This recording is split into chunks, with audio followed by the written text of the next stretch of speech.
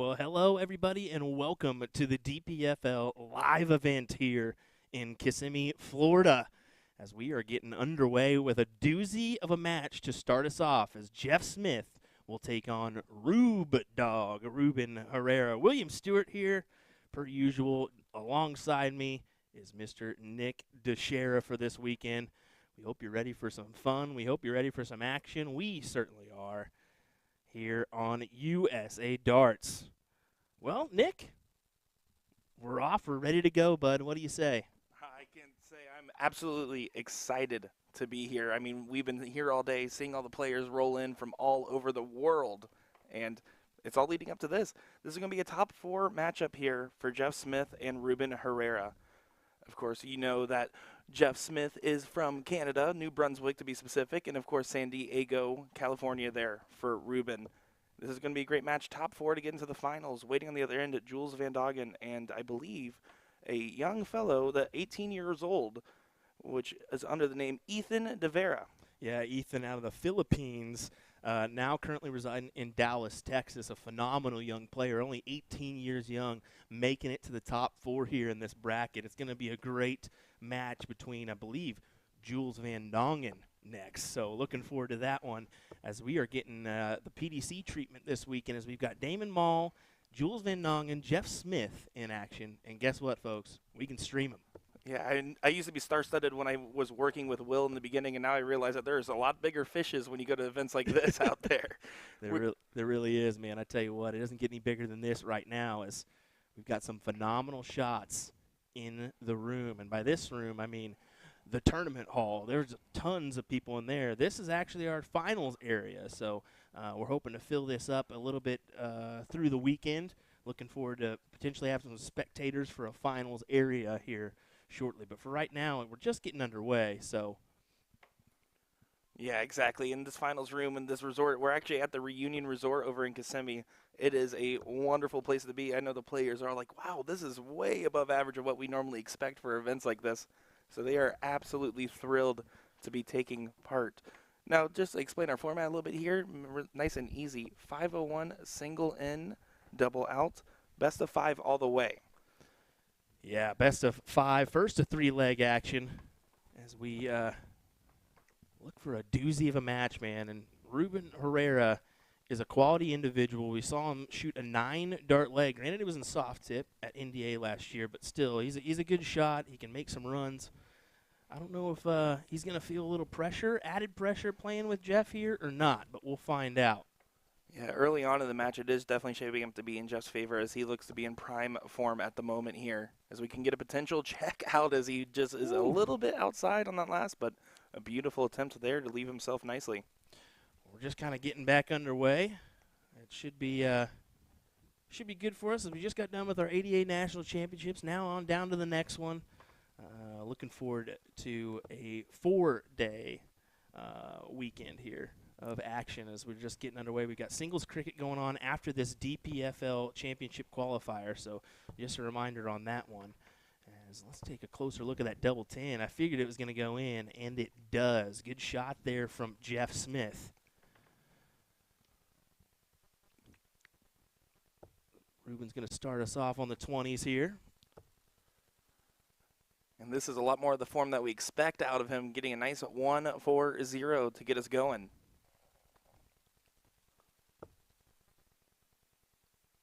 Of course, Jeff has been playing phenomenal all day long.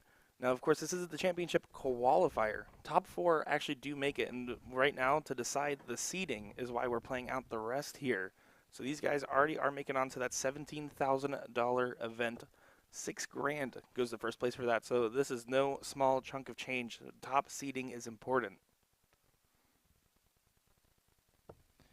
Get a good look there at the overhead view of Jeff Smith as he steps in. 81 scored for him after a nice score for Ruben Herrera of 140 to set him at 221.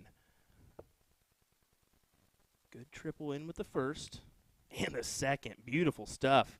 He's going to stay right there for another 140. And that's a phenomenal turnaround compared to that lax first leg. He is now looking prime. And kind of getting that finals room. It's the first match being played on this board. I think it's kind of breaking the nerves a little bit and getting settled into place because once he's in rhythm, he's just a threat, and that's why he's in this top 4 position. Well, it's a single 3, unfortunately, for Ruben. It's going to be 78 remaining. 18's just going to have to square it off. Jeff, nowhere really in distance, so pretty handy. Just leave yourself on on tops. What do you say? Yeah, I mean, you can just have to set up the tee there and just set up for the great shot on the next go-around, and that he will.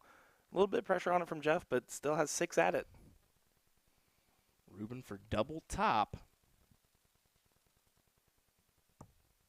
And it's in there. First dart for Ruben as he's able to capitalize and grab a leg, put it on the board. Good stuff there. Yeah, 13 dart legs, definitely what you need it to do. Saying that 13 to 15 dart range is going to get you a lot of W's in this crowd. Thanks to our chalker there for helping us out. We definitely appreciate it. Nice little setup here, as you can tell. Really going to be a we can get a couple people in here and get a crowd going. I think it could be a rowdy one. Yeah, don't let your eyes deceive you, folks. There's a whole tournament hall that is outside of this finals area. It is packed full of people, boards, top-tier talent, and everything else in between.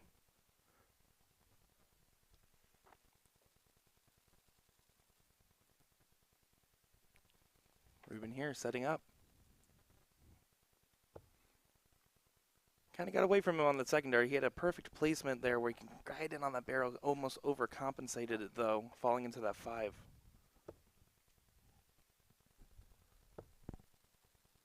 Jeff trying to find the trip 20, unable to do so.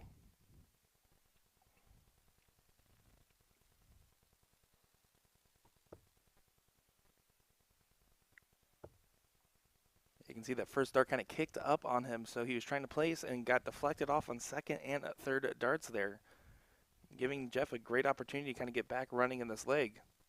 He's really struggling. He's finding the bottom part of that trip 20 almost every time he comes up, and that's why you're seeing him take the option to switch. It's just there's no other option besides go to a new number and try to find a treble. Yeah, especially when you get to this low 300 range, it's about paving yourself an opportunity so that you have a clear road to drive down for the rest of the leg. Ruben's definitely starting to pick up the pace here a little bit. Jeff still can have the advantage, just 60 to leave the big fish. And you know he's keen on doing that. He's one of the best in the business when it comes to fishing.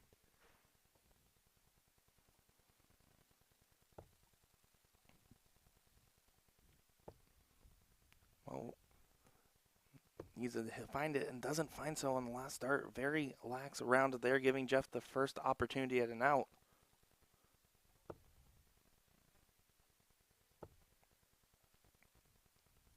Surprised he didn't go downstairs. The 19's there to try to set up the 36, his favorite out.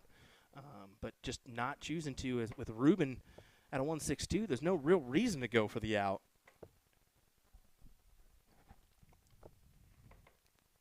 We'll see how he goes about this one. Needing 72. He'll go the 16 route. Ooh, how about that? Yes, sir, to go for his double 18 try. But Ruben to try to steal this one away. Trip 10. That's quite all right. He can go 20 for 32 or 12 for tops. He's going to go for tops. And he gets it, steals the leg away. What a big moment there for Ruben Herrera. We'll take a look at the quick replay. You can see him just pop it right in the center of that double. Good shot there for him as he's going to get the break of throw and have potentially the match here. He's throwing for the match.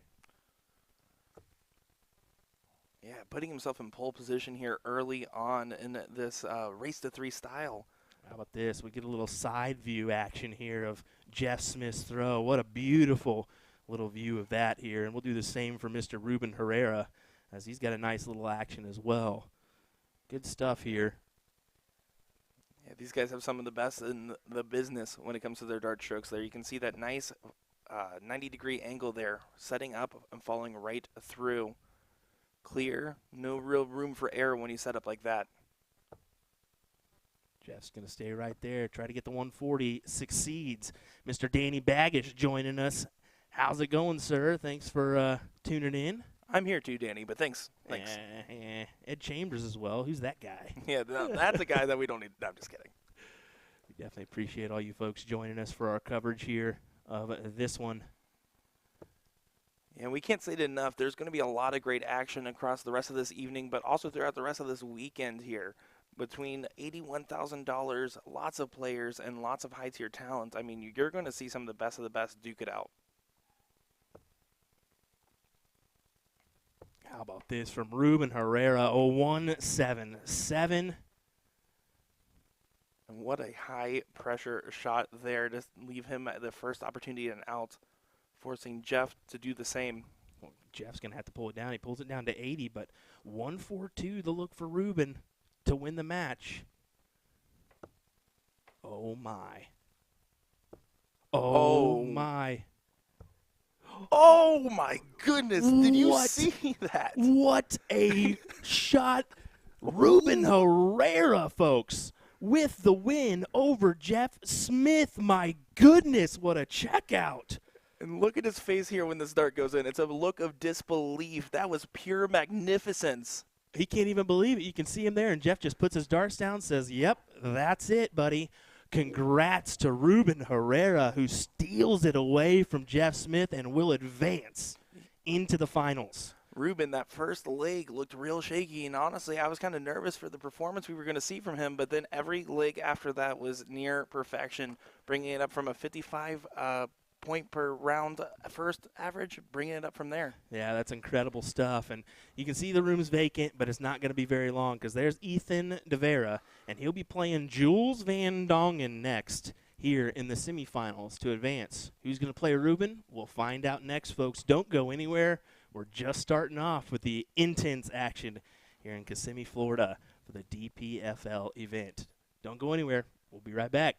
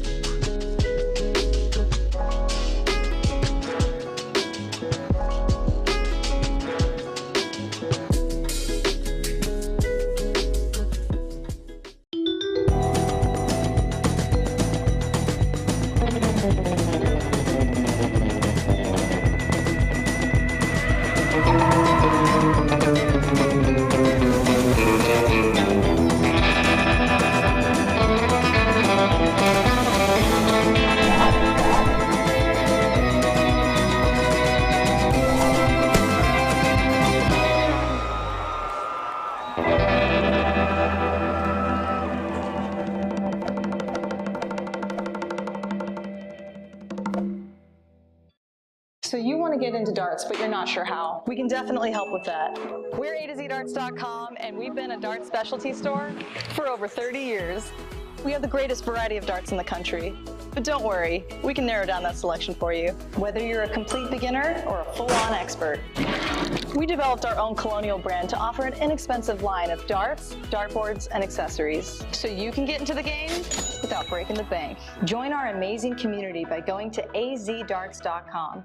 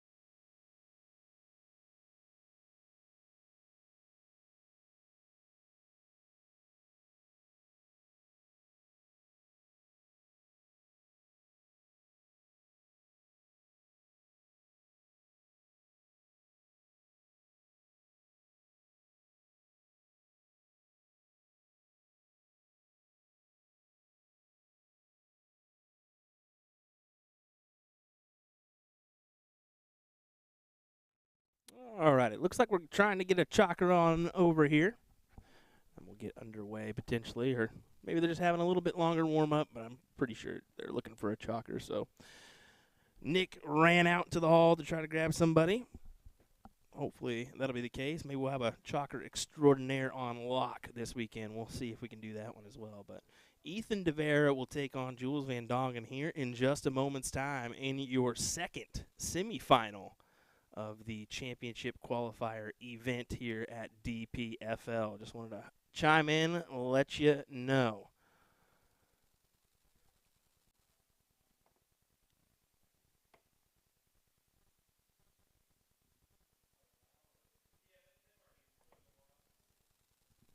Looks like we got somebody. We'll get underway in just a moment.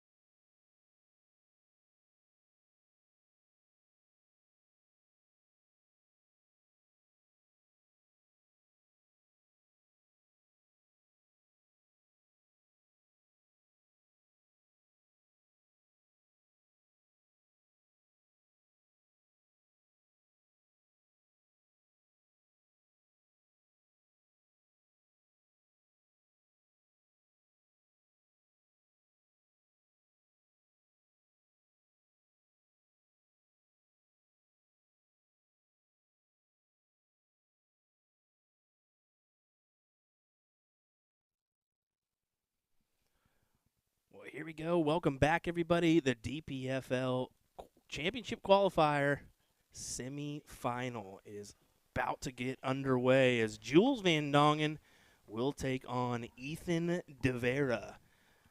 Man, Nick, are we going to have another appetizing one? Oh, we are set to have one. Of course, Jules is a PDC Tour card holder and very famous in the U.S. dart scene. But Ethan, 18 years old, young gun, new guy in the scene, making a deep run and has the personality of an absolute charmer. And he really acts like he's been there before. So I'm excited to see what he brings to the table here for his streamed match. Same here. He's been making a run here in this one. There's no doubt about that. Quality shot. I've had the pleasure of playing him in Lawton, Oklahoma, in the top 4 match. It was a good match there, and him and John Foreman went the distance in doubles cricket, and that was at ADA National Championships. So should be a good one here. I know we all know Jules, the Dutch Dragon, doing what he does best. But let's get underway. Let's start showing you guys some goods as Ethan into the trip 20. Boom. Looks at that. Beautiful darts there. A 177 in style for the young gun. Of course, he is originally from the Philippines, moved now to Texas, if I'm not mistaken. Yeah, currently resides in the Dallas, Texas area. Jeremiah, that is correct.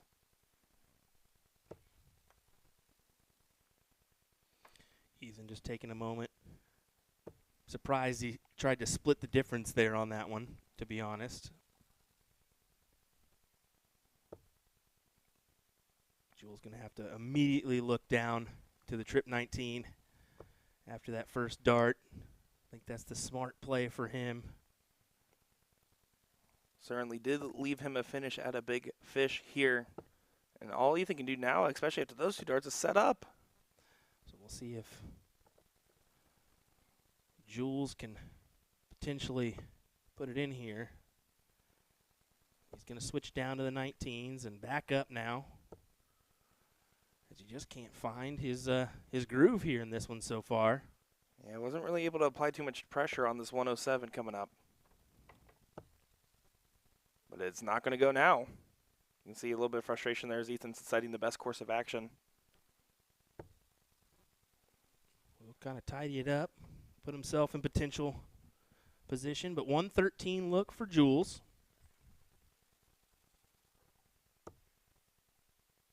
That single 7 is not handy at all, leaving 106. So Mr. Ethan will get another look, and this time it'll be at tops.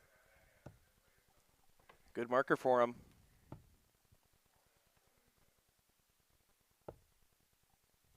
Doesn't look like he was successful into the single 5. Unfortunate there for him. Jules at the 16 in there. First dart. Good shot for him as he is on the board. 1-0 advantage for him. Yeah, I know Jules isn't happy with the scoring there, but he did secure that double with one clean shot at it. It was nice and easy for him there.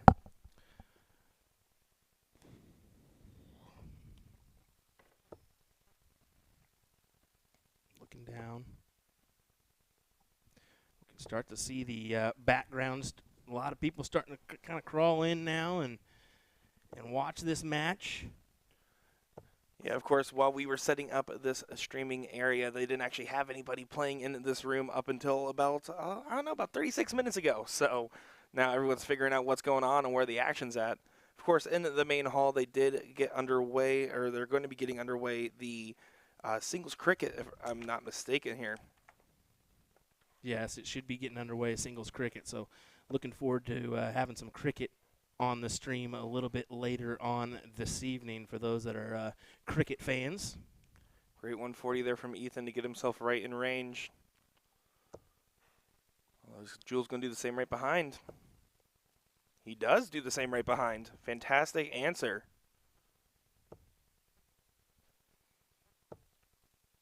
Ethan staying right there, 100 to leave 110.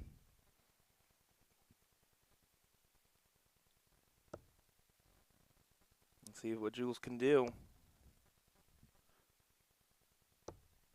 And that's a great recovery after that first start. Phenomenal switch from the Dutch Dragon. Great 129.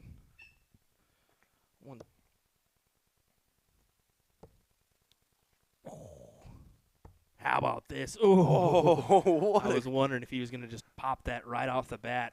74 the leave for Jules. He'll go trip 18 over to the double 10. Ooh, that's going to be difficult. He's going to have to think about that. Back off, go to the double 7. And he gets it. He manages to kind of just scratch on by on that one. Yeah, the dart kind of escaped him there. He wasn't happy with it. But again, when his doubles come down to it, he is almost always securing it. Very comfortable with the doubles otherwise.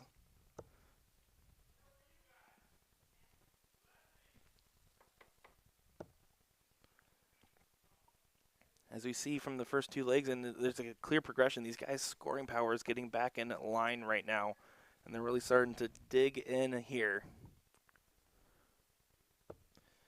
You can see the difference in angles here as Jules is more of that kind of flight towards the top angle, that flight up in the air. Ethan's more of kind of a straight in approach. Oh, look at this. Beauty from Ethan DeVera as he managed to hit our first 180. And a great time to do so. Needs to get this foothold in the leg right now as it's match point for Jules. Just a reminder, our finalist who is awaiting the winner of this one is Ruben Herrera after a 1-4-2 checkout over Jeff Smith to take the win. Yeah, and what a thriller that one was, especially those last two legs there was something to be seen. Ruben caught a fire.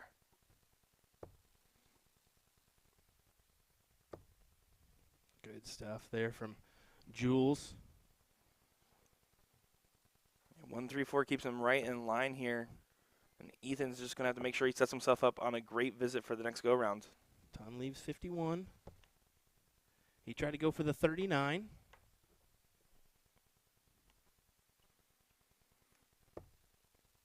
Jules is on.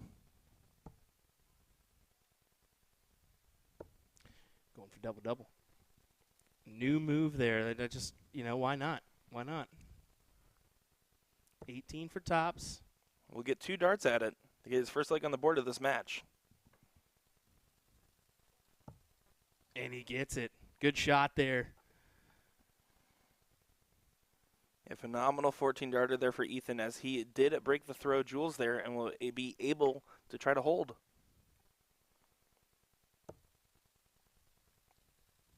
You can see he has a very aggressive release there. Very strong arm movement. Those darts are hitting the board at some good speed.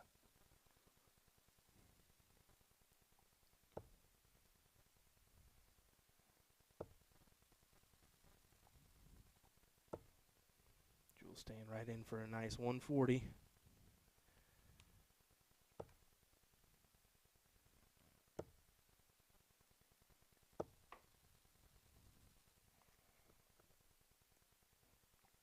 And a quick answer of 95 there keeps him right in line, but Jules is getting a good breakaway here. And he's getting a great breakaway now. This would be a big 180, and he gets it. Good shots for Jules Van Dongen. Let's see if we can get a good answer from Ethan. Not quite a 180, but that was a solid attempt back. But Jules now firmly in control on what was Ethan's throw.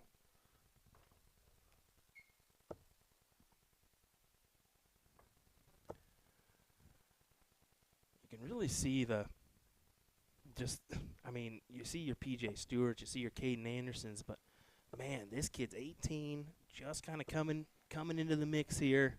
This kid could be dangerous for years to come on our circuit. Yeah, I mean, both just the ADO, just CDC. What could he do? 36 for the win, over to double 9. Oh, just outside for Jules Van Dongen. You almost have to feel that this 143 will have to go for Ethan here. Ethan just kind of hesitating. He'll take his little ghost throw. Knows he's got to hit a big shot here. 143 to keep the match alive.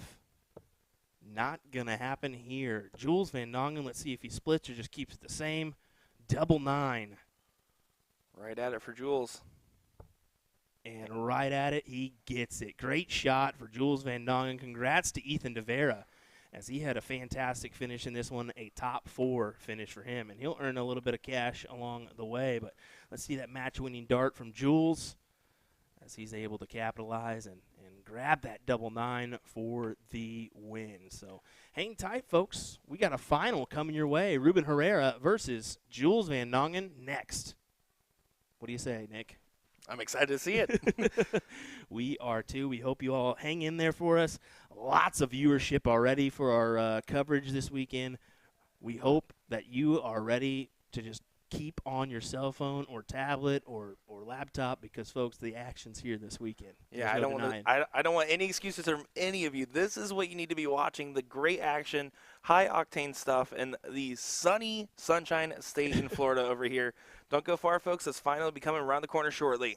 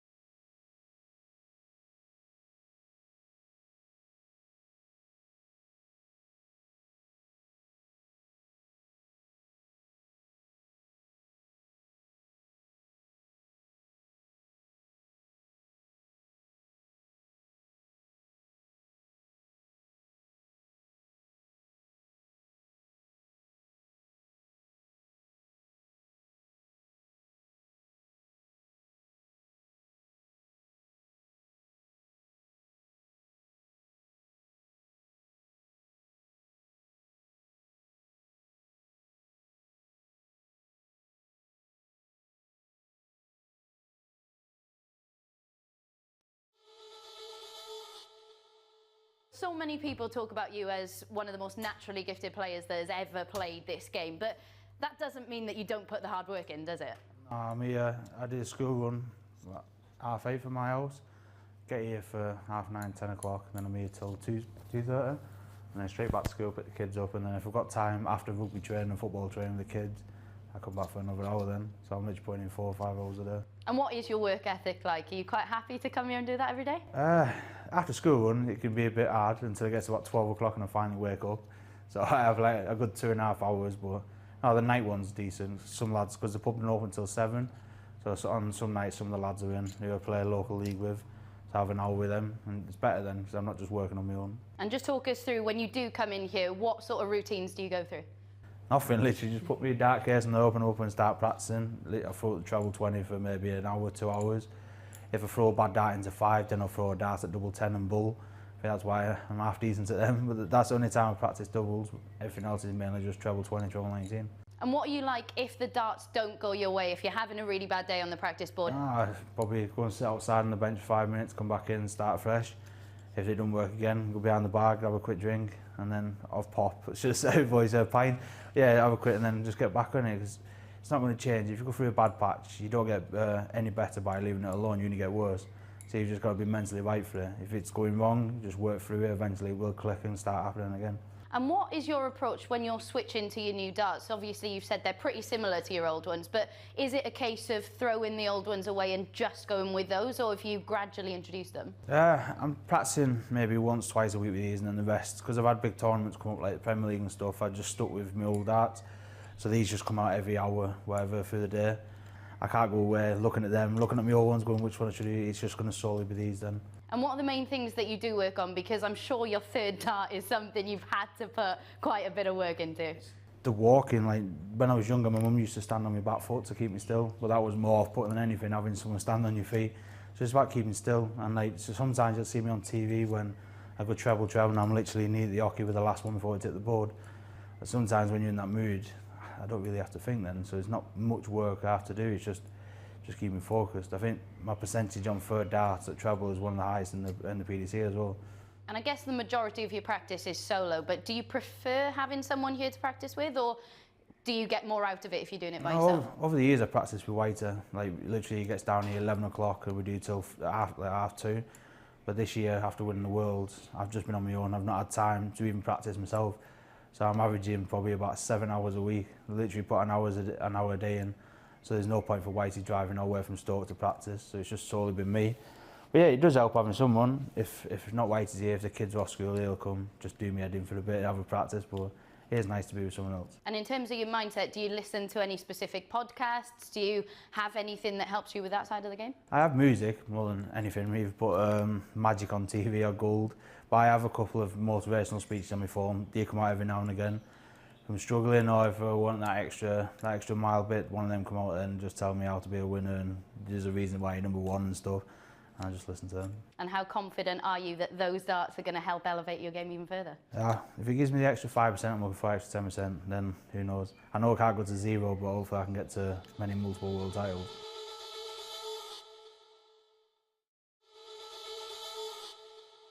So Michael Smith, world #1, world champion. We're here today to talk about a fantastic, exciting relationship that you have just started up. Can you just explain how much you're enjoying your new journey with Shot? Yeah, it's unreal. It's been 2 years in the making this now and literally back and forth with new darts, but I think we finally found the right one. I just can't wait to get going. It's a new prospect for me working with a company in New Zealand. They want to make it big in Europe and I want to break out globally as well, so we kind of match each other's ambitions now. And as a darts player, what do you look for when it comes to a manufacturer? With Shot, it was anything I said they did. It's like, I'm going to be the face of the company, I'll be the #1, especially not just the PDC, but with them. So anything I do, they're going to do for me. If I want, like, I could essentially turn into Peter Wright. I want a new set every week if I wanted, but no, I just repeat, and Emma, they've been great with me as well. Everything I've asked for, they've done straight away. And literally, I'll ask for a different set of flights or a new dart, and it'll be with me in a week. Like, even from New Zealand, it's there in a week, so it's been unreal, the experience so far, and I just can't wait to get going now. And that's important as well, isn't it? Not just Michael Smith, the darts player, but Michael Smith, the brand. It's important that you start to grow that even more. Yeah, of course. I want to be massive. Like we have all the shirts on sale, all the darts, everything, and it's just UK or Europe. If I can break out into New Zealand, Australia, and we're Shot's massive in the US as well, I'm just excited to get going now. And in terms of the darts themselves, you've always thrown with a pretty similar set, but is there anything that you have changed with your new darts? I just made it a bit more fancy. It's still a plain dart. I've got other ranges out, but the one I'm playing with, it's got a few slashes of red in, but the main grip's in the middle, so I only touch the dart with one finger. So that's there, but we also want to make it not overcomplicating things. I want to make it simple plus affordable for kids as well. I want the dart I brought out should be cheap enough where kids can still buy it. I wanted to keep it relevant and keep it my style as well. And what were the non-negotiables with the style? What are the things that you had to still have in those darts? You got the measurements, it had to be the same length, there's a certain length, a certain width. But the critics could go nuts on it. If I didn't like it, I didn't like it. And the first dart we did, it was a bit out there, but they wouldn't fly right, they wouldn't sit in the board right. We had some more come through, just wouldn't sit right. Even with, I was using old stems, old flights from different things, it just wouldn't sit right. I used their stems and flights, just wouldn't go in. And this one turned up, put the stems and flights in, it was sitting nice, standing up high instead of sideways, and yeah, it just felt good, it felt comfy, it felt like I hadn't changed. And I guess one of the most important questions is why shot? Because you're world #1. I'm sure people were falling over their feet to get their hands on Michael Smith's dart. So why was it shot that was the perfect fit for you? Well, sorry to cut you short on that one, but we've got some darts that are getting ready to be played. And, folks, this is a final. Jules Van Dongen taking on Ruben Herrera in the DPFL Championship qualifier here in Kissimmee, Florida. William Stewart here alongside me this weekend is Mr. Nick Youngbuck Darachi Deshera. Should we just keep going with some Yeah, I was going to nicknames? say, like, I have a couple more, especially from high school, that you could use if you would like. No, I'm super excited. Ruben Herrera, Jules Van Dongen, they both gave us great performances in those top 4 matches, so this is going to be something. You can see from the fact that the diddle has gone so many times in a row here that they are raring to go, honestly, to really see what happens here. Yeah, big double there from Jules to go ahead and get us squared away. But, yeah, this should be a fantastic match. Ruben playing well in the last go, and, of course, Jules doing what Jules does as well. So looking forward to an exciting one. We hope you are as well. Here we go.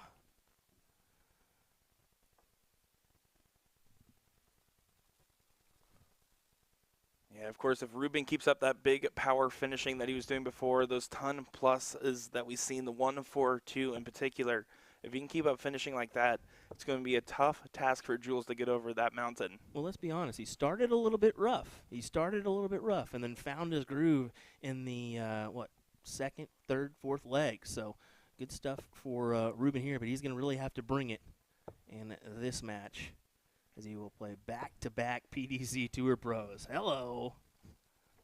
Why not? Well, that's what happens when you do well in an event this prestigious. Your reward is more challenges to surmount. I think Ruben's going to want to find his dart right there in that top of the 20 bed the entire time. If he can do that, he's going to fare well in this one. We'll see. Jules, of course, finding the bottom side. That's not ideal for him. He'll stay right there. 134. Great shot there for Jules. Yeah, a little bit of a difference. In the last match we watched Jules in, his doubling was great at a nice high percentage there. On the other hand, his scoring wasn't on point, but right now he seems to be scoring phenomenal. If he can combine both those aspects of his game, it's really going to be interesting to see how it'll pay out. Of course, we do appreciate everyone chiming in here in the chat, joining us to watch this great action here at the DPFL Live Event. What a good shot there for Jules. Was that a 162? Yes, it is. A great shot to leave 24 for him.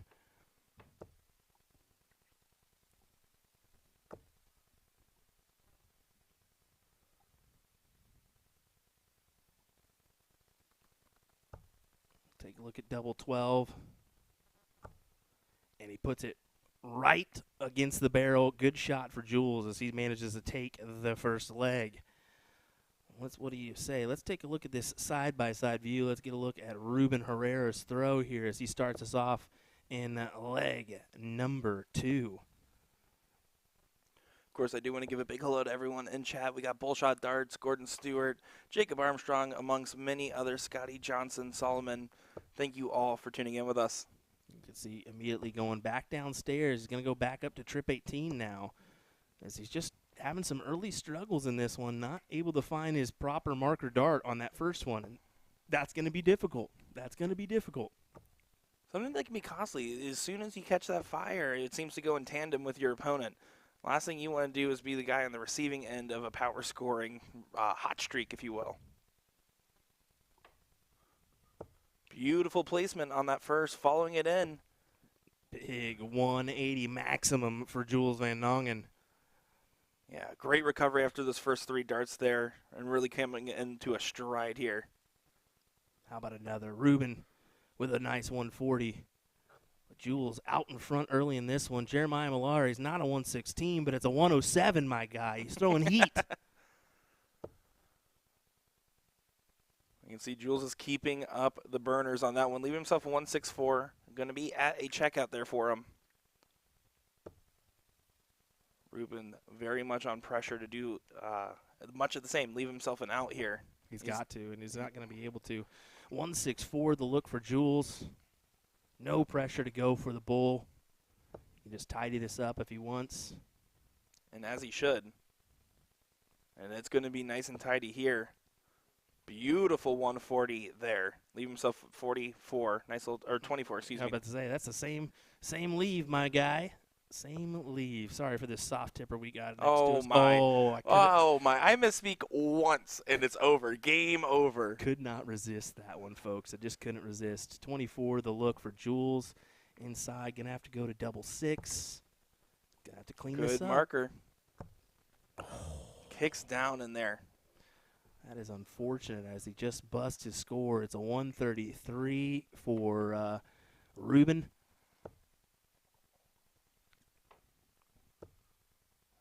All he can do is set up and hope for an opportunity back from Jules, but he's not going to be keen to leave him one. Going right at that double 12. Finding it on the first there to go up 2-0 in this race to 3. Jules just looked dead into our hearts there. If you caught that one, he was like, yeah, you seen that double 12 or double 12. They're like, why not? Why not? Why not? And of course, keeping up with that 100 average, starting off with 100 here. Ruben's got to do a lot to break this throw.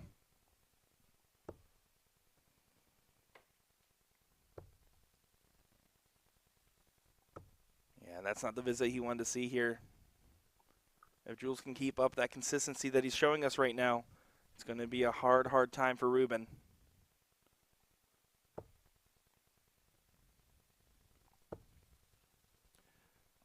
Big ton.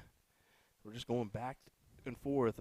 It's a ton average right now for Jules Van Dongen. Granted, it's a best of 5, so we're not going to see that extended format, but still impressive numbers nonetheless. Yeah, and one of the things with the formats like this is you can see who has the hot hand in the moment and who's really guiding the match, and right now that is Jules. In every sense of the word, look at this. Big 180 once again. That's a second for the match here. And really just doing the most at the moment. Yeah, setting up that 1-2-1. I'd be interested to see if he goes the bull route or the just standard 20 route here. Let's take a peek. There's no real need to hit this, so I firmly think he'll go 20s. He will. He just laughs it off. And he'll go downstairs to leave potential tops, and that's exactly what he does. Good stuff there for him. Ruben, going to just have to hit a maximum and hope and pray that he comes back. We'll see. Needs to find one more of those. Does not find it, though, so 6 darts at tops now for Jules. Great marker. Going to try to guide it in. And he does. Good shot for Jules Van Dongen as he takes the win here in the DPFL Championship Qualifier in Kissimmee, Florida. Let's take a quick look at that replay here, as I think we got it, if I'm not mistaken. Yes, we did. Big double tops for the win for Jules. And he'll start his weekend off right with a big win. And congrats to Ruben Herrera. Great run for him. He came through some quality names, and he will take a second-place finish in this bad boy. Yeah, of course, the top 4 move on to the championship event. So a huge shout-out to, of course, Jules and Ruben. But, of course, also Jeff Smith and Ethan DeVera as well. Yeah, they're gonna continue on. They're gonna be in the next go-round, huh? Yeah, they did the work, and that was to finalize the seeding for those players as well amongst those who have already qualified, which that event is going to be one to see.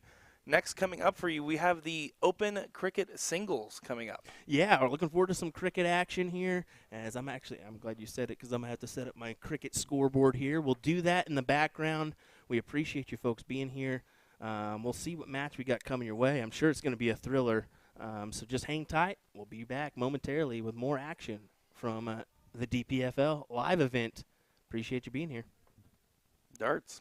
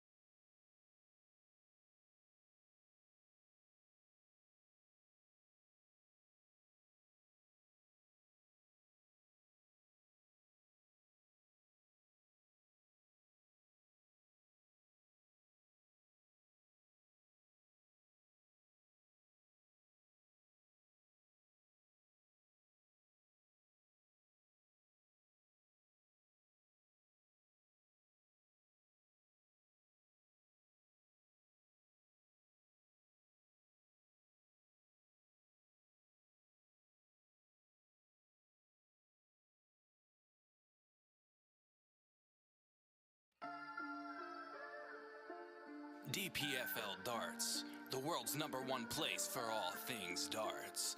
If you throw, you know. DPFL Darts, yeah, it's time to get it started. Step up to the line, cock it back and hit the target. One eye on the prize, once I win, I'll hit the market. 3 inside the court, Robin Hood, that's how I marked it. I came to compete, I won all the heat. Triple 20s dialed in, hit it on repeat. You should take a seat, this is not the street. World-class gameplay, this is the elite. Throwing darts, every single day. Win a leg, then I win a game. Throwing darts, every single day. Win the prize, win the glory, and then I claim the fame. Yeah, I get cocky every time I step to the yaki, knowing that there's nothing you could do to ever stop me. This is not a hobby, no, it's more like my life. Started back at 5, always aiming for the 9s. Playing 301, 501, killer and cricket. Only throwing slots, learn how to use my wrist to flick it. Spinning off the fingertips, that's when I started to get it. Now, every time I aim at the bullseye, I hit it. DPFL Darts, yeah, it's time to get it started. Step up to the line, cock it back and hit the target. One eye on the prize, once I win, I'll hit the market. 3 inside the court, Robin Hood, that's how I marked it. I came to compete, I won all the heat. Triple 20s dialed in, hit it on repeat. You should take a seat, this is not the street. World-class gameplay, this is the elite. Throwing darts, every single day. Win a leg, then I win a game. Throwing darts, every single day. Win the prize, win the glory, and then I claim the fame. DPFL Darts, yeah, it's time to get it started. Step up to the line, cock it back and hit the target. One eye on the prize, once I win, I'll hit the market. 3 inside the court, Robin Hood, that's how I marked it. I came to compete, I won all the heat. Triple 20s dialed in, hit it on repeat. You should take a seat, this is not the street. World-class gameplay, this is the elite. Throwing darts, every single day. Win a leg, then I win a game. Throwing darts, every single day. Win the prize, win the glory, and then I claim the fame.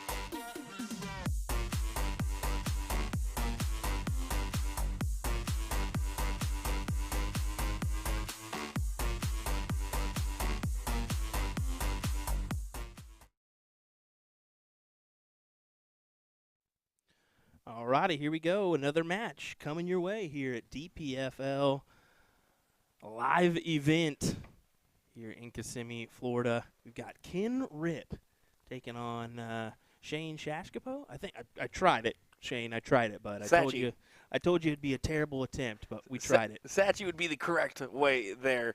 Rip City versus Sachi here. This is going to be our first match that we're covering of the Singles Cricket Open. Top of 32 here in the bracket, so we've made a decent progress through this, as this was a 128 bracket. So it looked like that original cricket score. It's giving me a different scoreboard. So let me figure that out real quick so I can get you a proper scoreboard up here, folks. As we're dealing with a new deal from, or dealing with a new technology from DARTCONNECT, as you don't like it when I do that one. Dealing with the deal. You heard him, guys. You heard him. Dealing with the deal. So just give us a quick second so that scoreboard will be going. But let's talk about format real quick. This is going to be best of 3 all the way to the finals. Finals will be best of 5. Of course, this is a single elimination bracket here. That being said, payouts for this. Winner, 1,200 smackaroos for first place. Runner-up getting 600, top 4, 300, top 8, 100, and top 16, $60. So if they win a match here, they get their entry fee back and then some. So this is to get in the money.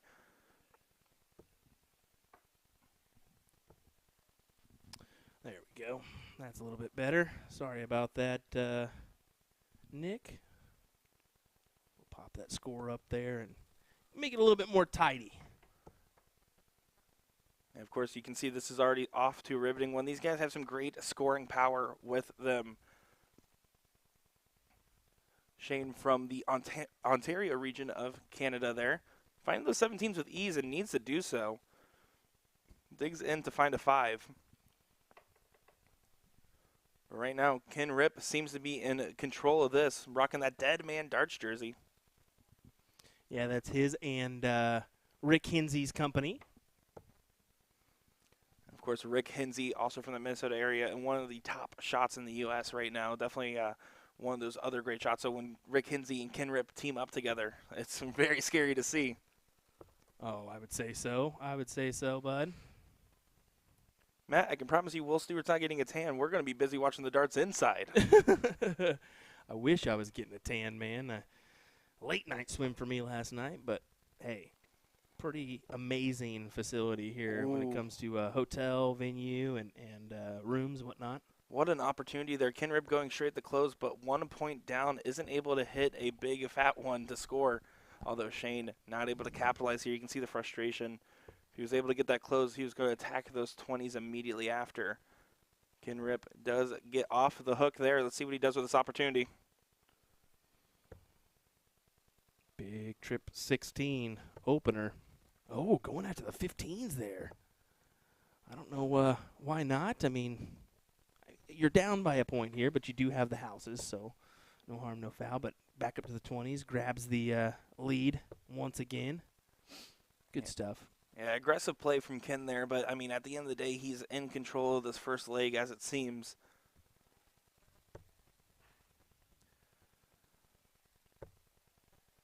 See what he does in this last start.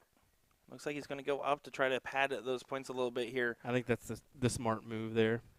It is, but a 9-mark opportunity here for Shane. A big hit. And he tries his chance at the big number. Don't know if I would have tried that hand because of the 20s and 16s being open, but that's exactly their right. own. Yeah, and now Ken with a big trip 20 and closes out the 15s. Onto the Bulls for him. Yeah, he's able to really make that one hurt there. I know Shane's not going to be happy with his last visit because now he's just going to be relegated to the bullseyes here.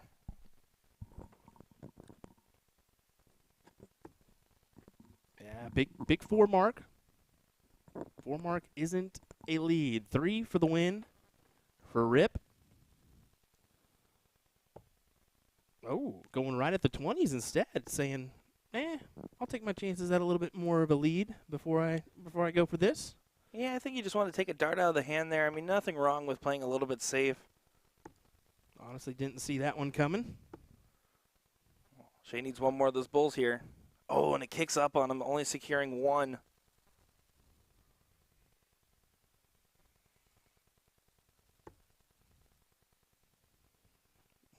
give a big thank you to all our individuals joining us here. Give us that like, give us that follow if you have not. Share this around. Let your friends know we're here. We're ready. What else are you guys doing right now? If you're not here watching darts, I mean, that's what I'm doing, so therefore that's what everyone should be doing.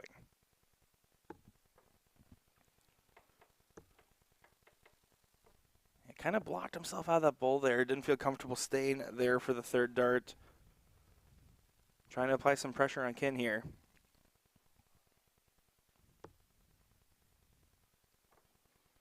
Ken needing just the 2 bulls. There's one. Use it as a marker. Cannot. So possible opportunity here. Single bull, and he'll take his chances. Does go low there. Had a great opportunity and isn't able.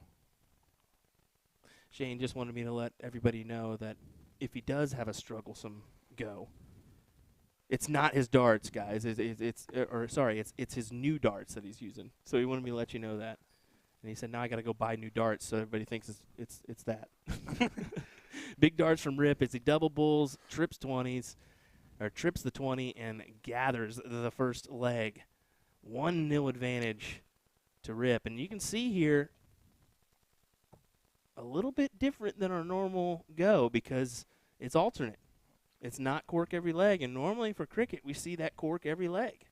So this could be a longer evening for us just for that simple fact that maybe we don't see as many skunks, as many 2-0s. Maybe it's going to go to 3 legs, you know? Yeah, having a format like that really takes away that opportunity for the hot hand there. So let's see what they're able to do. I mean, you can see Shane really just not happy with his last 2 go-arounds and only able to get a single there. Now, Ken Rip, after having a lax first turn as well, has a good opportunity to take away those 20s. I'm getting word from Tim Way. We're going to get Stowe Bunce versus Jim Widmeyer next. And we all know Stowe's been on a tear for that CDC. And new president of the ADO, Mr. Jim Widmeyer, is going to be attempting. So should be an interesting next matchup here. Looking forward to 2 big names on the stream once again. Yeah, of course, make sure to reach out to all friends, family, share it along, as that should be a must-see spectacle, much like this match as well. Great recovery there from Shane as he does get the 5 marks on the 19, submitting himself a point lead.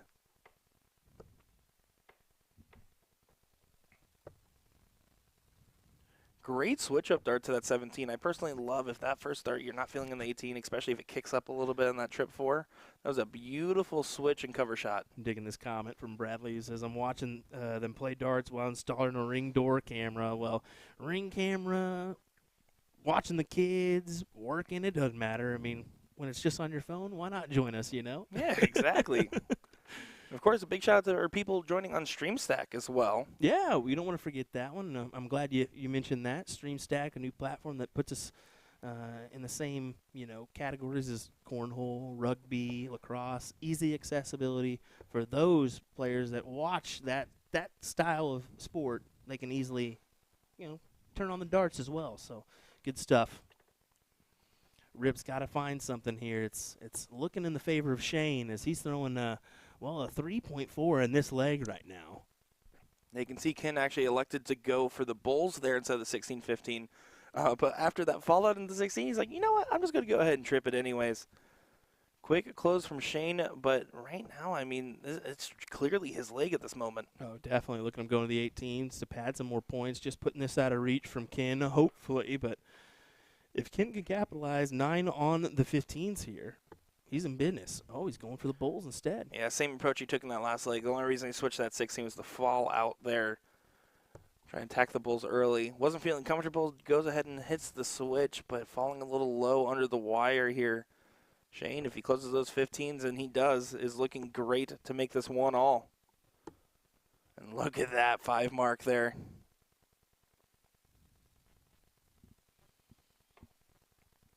Not much Ken can do to save this leg. You're pretty much just putting this one out and hoping for the next one here, it looks like. But you never know. You can't speak too early, of course. But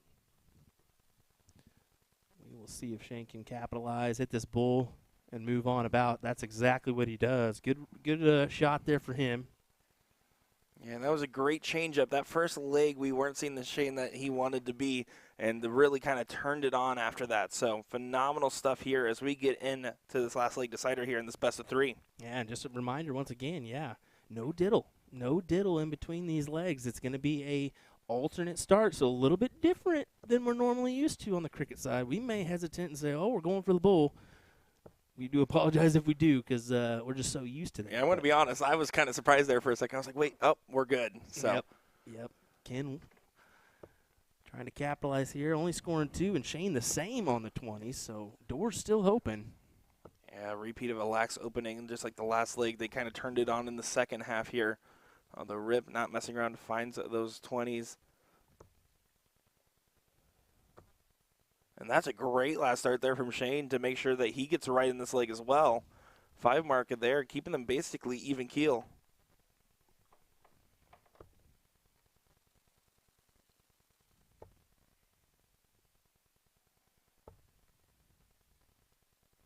Okay.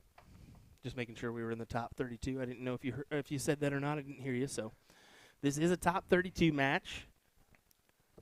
It's okay, Will. I tuned me out too. That's okay. I think we've got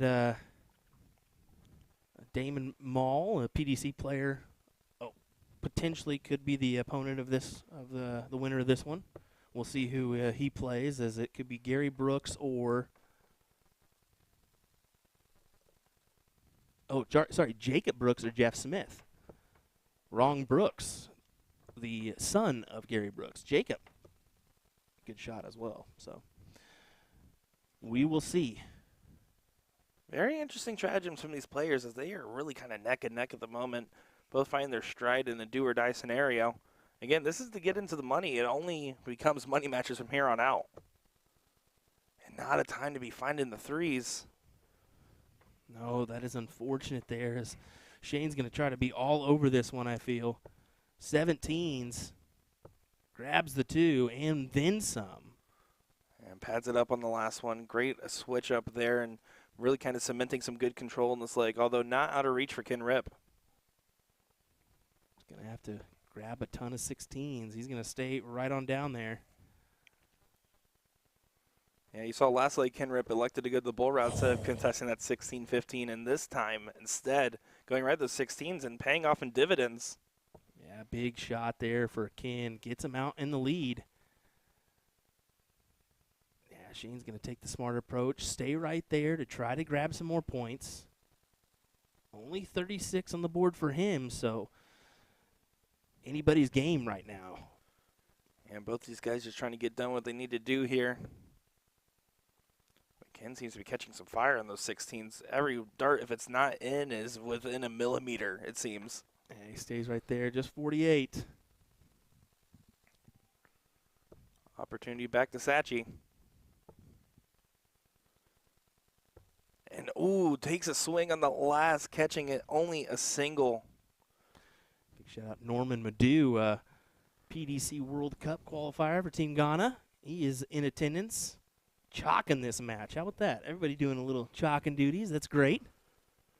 Yeah, he's a class act. He's one of my favorite people to talk to, especially at some of these Florida Steel events. He's usually a frequent flyer to all these and is always super respectful no matter who you are. Mr. BDG, Jason Watt joining us as well. Good to see.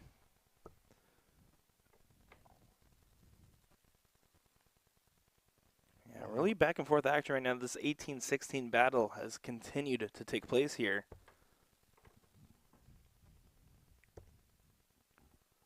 Ken going to have to stay now. Well, I've been digging this shot. I'm going to keep it right here as we're going to take a side view look at these players' throws here. Really see Shane, that slight sway to the right-hand slide. Right-hand side, I guess. They got the point across. Bleh, bleh. And then Ken coming in here.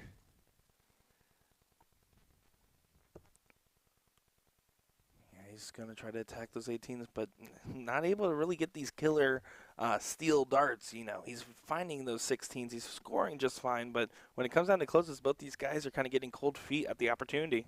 Ken slapping himself in the face a little bit, trying to get going. Did he split the difference? I can't quite tell there. Just 3 on the 18s. Back and forth. Here we go. Yeah, Ken's not going to mess around with that. He does like to take that close from behind approach. Well, he knows 32 points gets him in the lead. So 2 singles and the 18. That'll do. That'll do if you're Ken Rip. Shane nods his head in approval, knowing now he is down by 1. Yeah, he's going to have to stay in those 15s as well. If he tripped on the second dart, he would have had an opportunity. We've got Miss Marla Turrentine joining us from the PBD. Hello. Hope you're doing well. Thanks for saying hello. Yeah, great to see as always. Of course, that CSE promo just came out earlier today as well, as that starts up on Monday. Yeah, we'll be trekking on home to jump on the mic Monday night for some PPD action from the CSC Challenger Series. Looking forward to it. Melinda asking, why does it look like not many people are there? Well, that's because we have a separate streaming area for the finals. So our streaming area is in a completely different room. They're just trying this out, seeing how it works. They've got a little special thing they're doing tomorrow potentially that could get a lot of people in the room. We'll let you know on that one down the road. We don't want to announce it too early. But they're trying this. We want to try to get a finals atmosphere going here in the States, and I think that would be great. Yeah, exactly right. Well, I mean, we started in this room a little bit later into the events. Of course, it started off in the main hall before we got the stream going. So a lot of players kind of just now discovering what's going on there. And I've been going up, anybody that walks by there, I'm like, hey, listen, this is not a library. Have some fun in there. Let's fill up the room, get some energy and some atmosphere, because even the players want that too. Yeah, it can be a little bit difficult going from a room that has a lot of atmosphere and background noise to this room that has, well, let's be honest, it's a little bare right now and a little chilly actually in there. I won't lie on that one. Just because you're so cool, Will. Oh, look at this shot from Ken. One more bowl, take it. Oh, my, good stuff from Ken Rip as he's able to grab the win here, 2-1 over Shane. Good stuff from Ken. Reminder, next up for us, Jim Widmeyer taking on, who was that other? Stowe Bunce. Some guy named Stowe Bunce? Yeah, I think he's kind of like new. I don't know. I don't know. He could be new, but he could just have 3 back-to-back-to-back CDC Tour event titles. Hang in there. We got this cricket match coming your way next on USA Darts coverage of the DPFL Live Event. Don't go anywhere.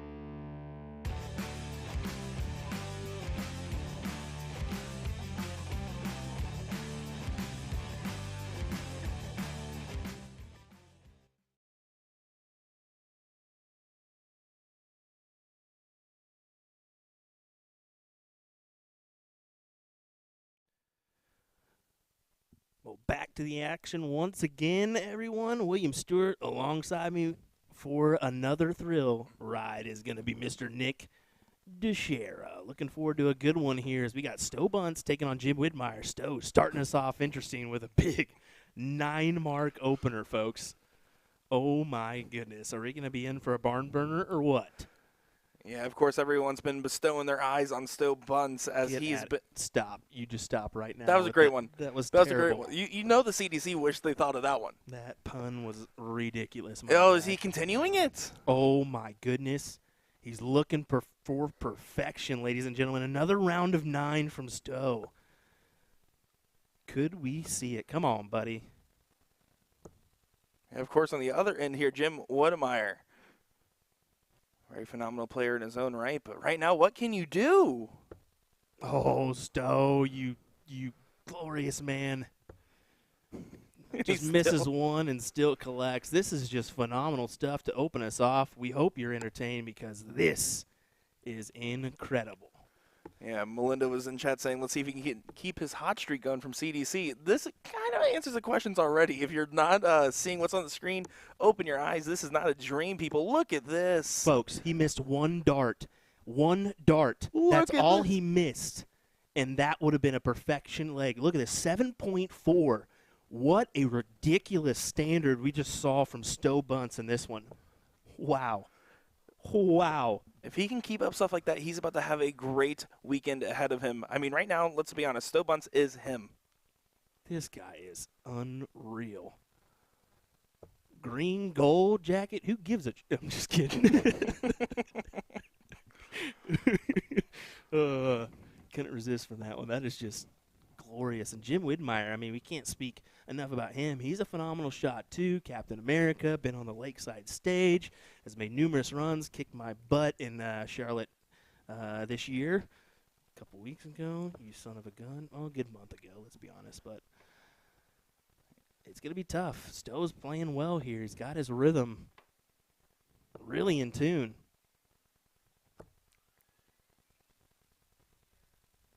Yeah, all around it there for Jim.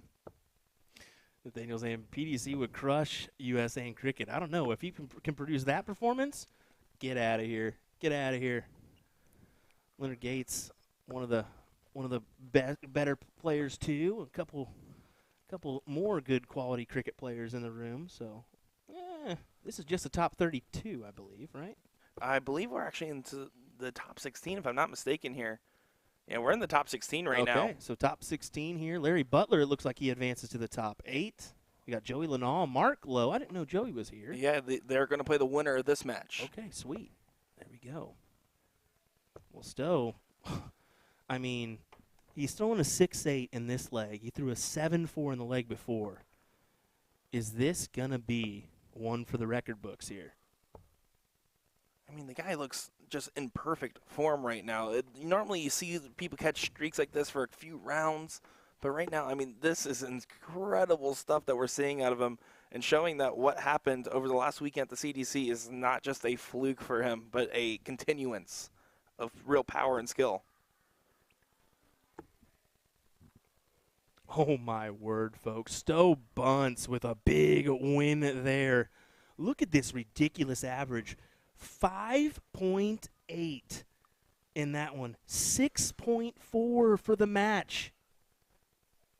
6.4 for the match. What just happened? Folks, that was a whole match. that was how fast that happened. Oh. That was actually incredible to see. That was a phenomenal performance. And you can see why Stowe Bunce has really been making waves in the scene. And, of course, Jim Widmeyer did not play bad. He did not play bad at all. He just went against a brick wall there. My word, folks. Entertainment in its highest form. Stowe Bunce did not come to mess around this weekend. We'll advance into the next round here. Stay right here. USA Darts bringing the action from DPFL Live Event in Kissimmee, Florida. We'll be right back. What?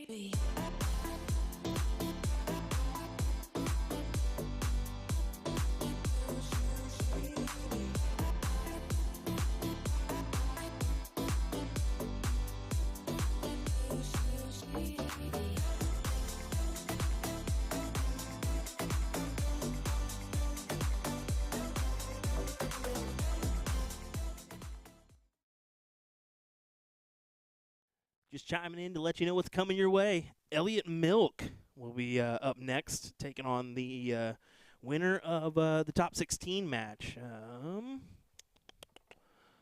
me see who that was, actually.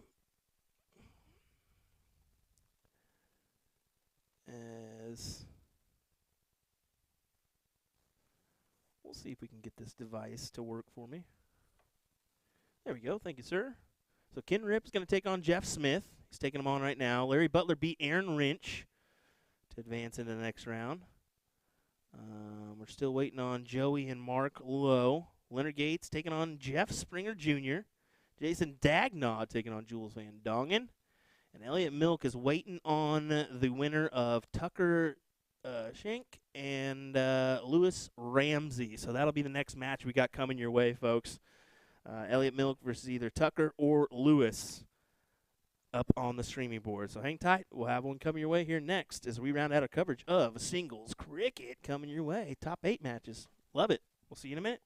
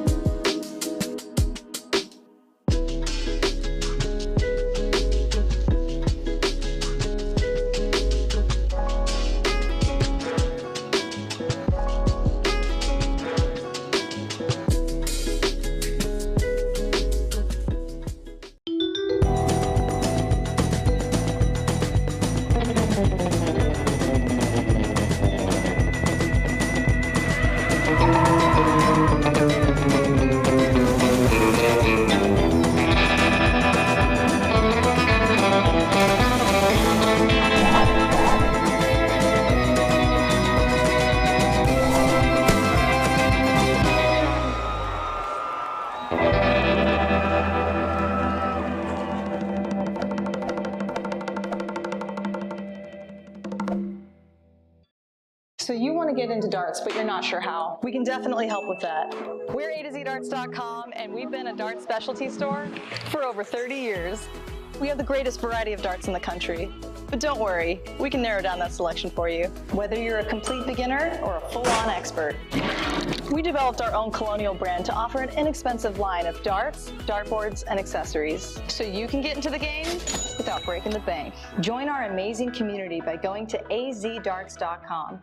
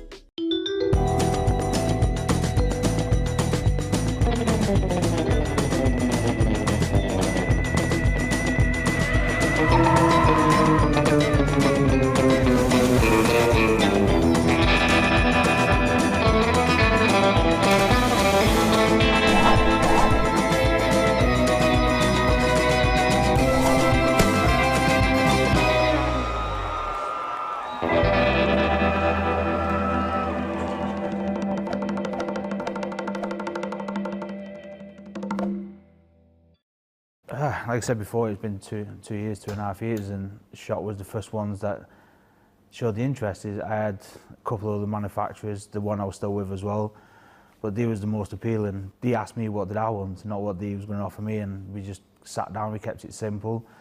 Did everything right, the contract's not even massive, it's just a couple of lines by the looks of it, but they just seemed more interested in, because they had the goal of breaking into Europe, and I had a goal of breaking abroad, well, across the seas.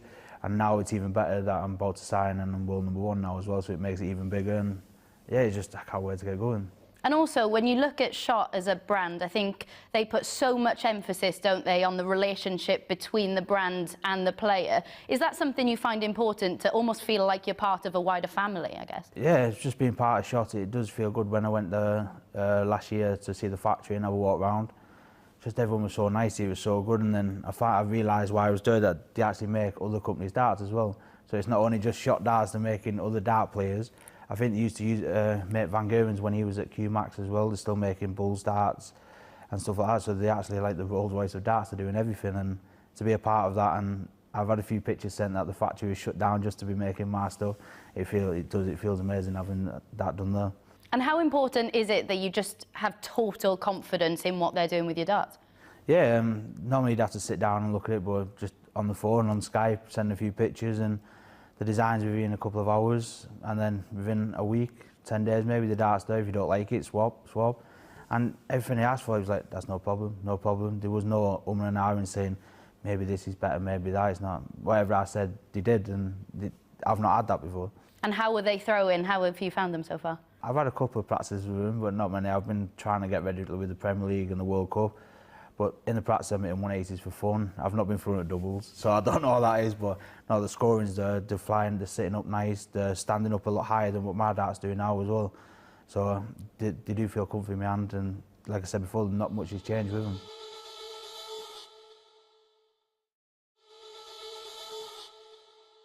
So many people talk about you as one of the most naturally gifted players that has ever played this game, but that doesn't mean that you don't put the hard work in, does it? I'm here, I did a school run, like, 8:30 from my house, get here for 9:30, 10 o'clock, and then I'm here till 2:30, and then straight back to school, pick the kids up, and then if I've got time after rugby training and football training with the kids, I come back for another hour then, so I'm literally putting in 4 or 5 hours a day. And what is your work ethic like? Are you quite happy to come here and do that every day? After school run, it can be a bit hard until it gets about 12 o'clock and I finally wake up. So I have like a good 2.5 hours, but no, the night one's decent. Some lads, because the pub isn't open until 7, so on some nights some of the lads are in who I play a local league with, so I have an hour with them, and it's better then because I'm not just working on my own. And just talk us through, when you do come in here, what sort of routines do you go through? Nothing, literally just put me a dart case and open up and start practicing. I throw the treble 20 for maybe an hour, 2 hours. If I throw a bad dart into 5, then I'll throw a dart at double 10 and bull. I think that's why I'm half decent at them, but that's the only time I practice doubles. Everything else is mainly just treble 20, treble 19. And what are you like if the darts don't go your way, if you're having a really bad day on the practice board? I'd probably go and sit outside on the bench for 5 minutes, come back in and start fresh. If it doesn't work again, go behind the bar, grab a quick drink, and then off pop. It's just everybody's a pint. Yeah, have a quick and then just get back on it, because it's not going to change. If you go through a bad patch, you don't get any better by leaving it alone, you only get worse. So you've just got to be mentally right for it. If it's going wrong, just work through it, eventually it will click and start happening again. And what is your approach when you're switching to your new darts? Obviously, you've said they're pretty similar to your old ones, but is it a case of throwing the old ones away and just going with those, or have you gradually introduced them? I'm practicing maybe once, twice a week with these, and then the rest, because I've had big tournaments come up like the Premier League and stuff, I just stuck with my old darts. So these just come out every hour, whatever, through the day. I can't go away looking at them, looking at my old ones, going which one I should do. It's just going to solely be these then. And what are the main things that you do work on? Because I'm sure your third dart is something you've had to put quite a bit of work into. The walking, like when I was younger, my mum used to stand on my back foot to keep me still, but that was more off-putting than anything, having someone stand on your feet. So it's about keeping still, and like so sometimes you'll see me on TV when I go treble, and I'm literally knee at the hockey with the last one before I hit the board. But sometimes when you're in that mood, I don't really have to think then, so it's not much work I have to do, it's just keep me focused. I think my percentage on third darts at treble is one of the highest in the PDC as well. And I guess the majority of your practice is solo, but do you prefer having someone here to practice with, or do you get more out of it if you're doing it by yourself? Over the years I practiced with Whiter, like literally he gets down here 11 o'clock and we do till half 2. But this year, after winning the Worlds, I've just been on my own, I've not had time to even practice myself. So I'm averaging probably about 7 hours a week, literally put an hour a day in. So there's no point for Whitey driving all the way from Stoke to practice, so it's just solely been me. But yeah, it does help having someone. If not Whitey's here, if the kids are off school, he'll come, just do me head in for a bit, have a practice, but it is nice to be with someone else. And in terms of your mindset, do you listen to any specific podcasts? Do you have anything that helps you with that side of the game? I have music more than anything. We've put Magic on TV or Gold, but I have a couple of motivational speeches on my phone. They come out every now and again. If I'm struggling or if I want that extra mile bit, one of them come out and just tell me how to be a winner and there's a reason why you're number 1 and stuff. And I just listen to them. And how confident are you that those darts are going to help elevate your game even further? Yeah, if it gives me the extra 5%, I'm looking for extra 10%, then who knows. I know I can't go to 0, but hopefully I can get to many multiple world titles.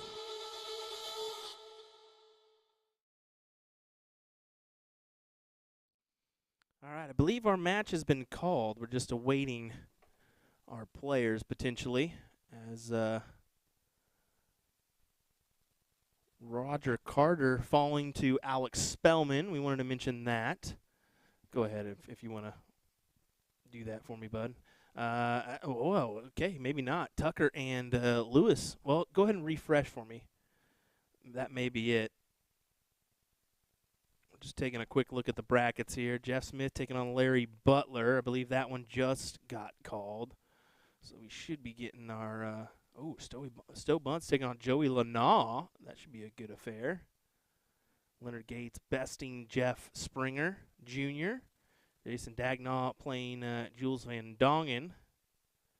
Yeah, and Tucker and Lewis still waiting. So I'm going to just hop out there, check on that match real quick and see what we got coming. I know that they have kind of pinpointed that one, but unfortunately if you pinpoint something and it's in a 1-1 match and it just keeps going, well, it's just unfortunate. It's going to just have to finish. So hang tight. We'll get this one to you in just a moment's time. We appreciate you joining us here for our coverage of the DPFL live event here in Kissimmee, Florida. Big shout out to all our sponsors here. Have a tough time rattling them all off because there's a good amount of sponsors here for this one, and we want to thank them for that. So appreciate them doing what they do. We'll be right back, folks. Don't go anywhere.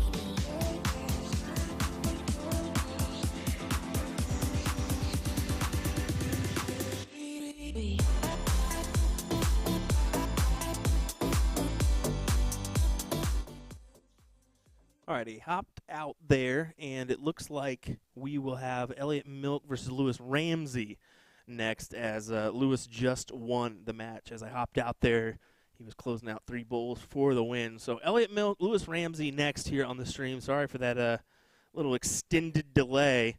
We did have Steve come over and says we'll have the semis and finals coming your way here next. So we're rounding out our coverage here this evening pretty quick, honestly. I mean, it's flew by. I mean, we start at 7 p.m. tonight.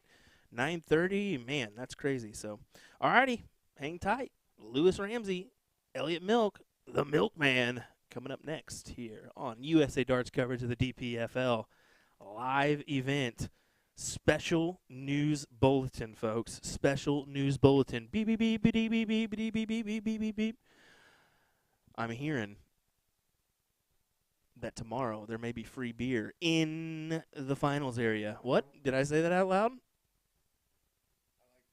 Oh, sorry, I didn't have your deal on. What'd you say? I like free beer. Oh, well, hopefully you're not drinking it while we're commentating. But, hey, I that's like the okay. idea of free beer. So that potentially is going to happen tomorrow. That'll be good. That'll be good. Yeah, so there you go, folks. Looks like we've got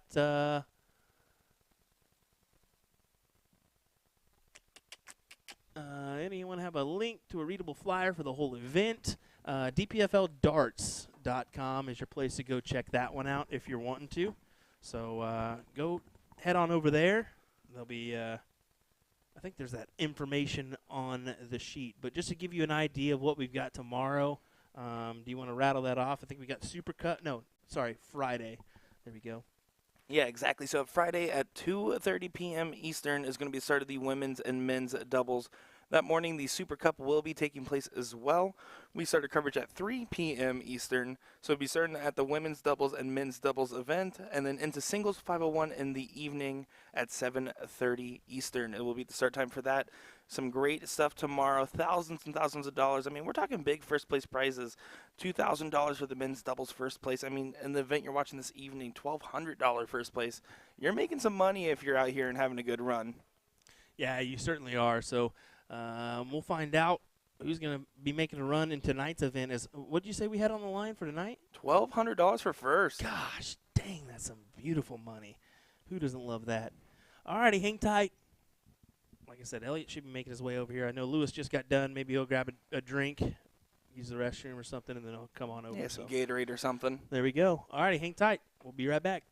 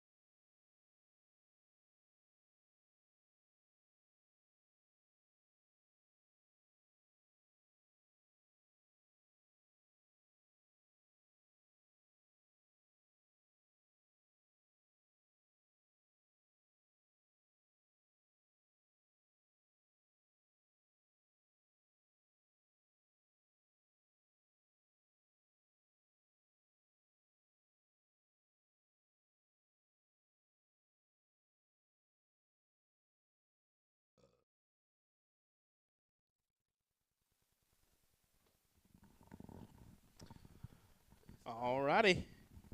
Looks like we're just getting back underway here. Finally, we'll say that as we pin this match up, and then kind of unfortunately things happen where a match gets in, and you just kind of get in the rhythm, and all of a sudden you're in a 1,000-point game, and you're tied up 1-1 and trying to win the match, and that's what happened with our last one. So Elliott Milk taking on Lewis Ramsey in this one.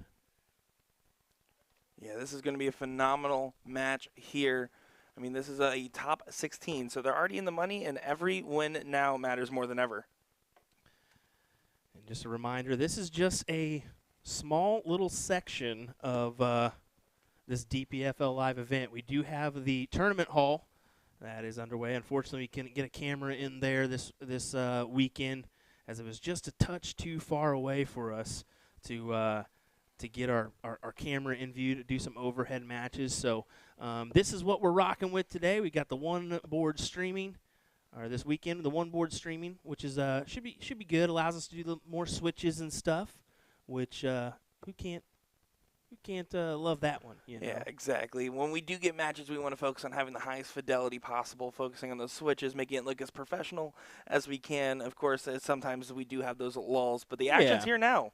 Yeah, I mean, that's the problem. Is sometimes you're going to have those lulls with brackets catching up or not. But we do have a semifinal and a final, or semifinals and final coming your way here shortly. So, and I'm hearing that the next days we'll have quite a few people in the room, let's be honest, as they may be giving some free beer away. Oh, it's going to be a full room. And, I mean, there's going to be even just more people in general when they see all these big names here. I mean, I got one of those Disney autograph books. I've been filling them up with all these players. Well, we commented just a little bit ago. We got 100% go for PDC players this weekend. We've got Jeff Smith, Jules Van Nongen. We've got Damian Mall, as well as Devin Peterson in attendance that are PDC tour card holders. And usually when we have them events, sometimes we can stream them, sometimes we can't. It's really up to the PDC. This weekend we've got the go-ahead so far. So looking forward to streaming some of those matches. We've already got Jules and Jeff on the stream as well. Jules, of course, winning the DPFL championship qualifier. So congrats to him. Beating Mr. Ruben Herrera. Sorry, I wanted to mention that one. Lewis has got a task on his hands here with Elliott Milk. Yeah, of course, Elliott Milk is actually playing with Stowe Bunce this weekend as well in some doubles events. Yeah, it should be interesting to see those two toe the hockey together, as we've seen Stowe throw a phenomenal 6.4 cricket average in a match this weekend. And we saw that live on stream, folks. So you'll be able to go back and rewatch that one. I guarantee you we're going to be posting that one sooner rather than later as well. So looking forward to that. Yeah, and it's going to be the first of many highlightable moments here. I mean, there's going to be so many high-octane things going on with all these players, all this talent. And the fact is, there's a lot of pride on the line for these guys. They want to show up because they know this talent, and to win in this bracket is going to mean a lot more than a lot of titles do in other events. So big shots there from Milk as he's able to put himself in position to potentially win the leg here. His next round.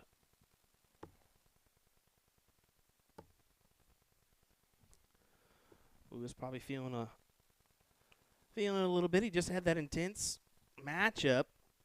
His last go round just really ending, so.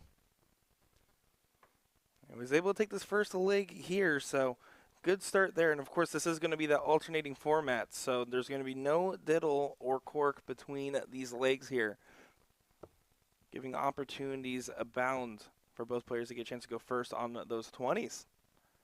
It's going to be something interesting to see, especially as this continues to develop and unfold as we get into our semifinals, our top 8 matches as well. How much is that going to affect the players? Is it going to slow down people that have the hot hand, especially those that open strong on the top of the board?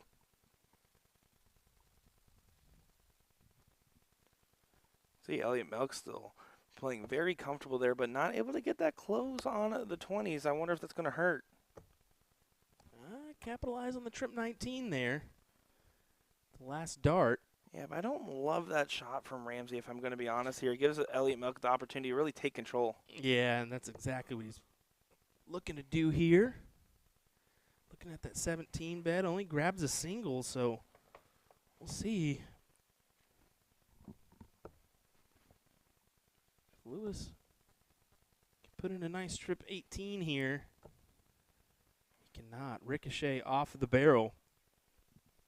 Yeah, a little bit of a cold spell at the moment for these guys here. The first one to heat up is going to really kind of take control of this whole thing here. You can see Elliott attacking those 18s rather than going and continuing his 17s there, trying to contest that number, making sure that there's not really a big point differential that comes into play.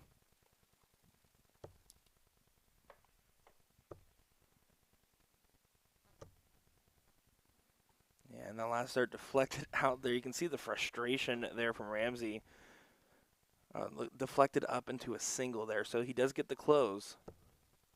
And this time, Elliott decides to go ahead and score some points, finding the 17s there and then moving right on to the 16s. They're not messing around, practically playing a gentleman's game at this point.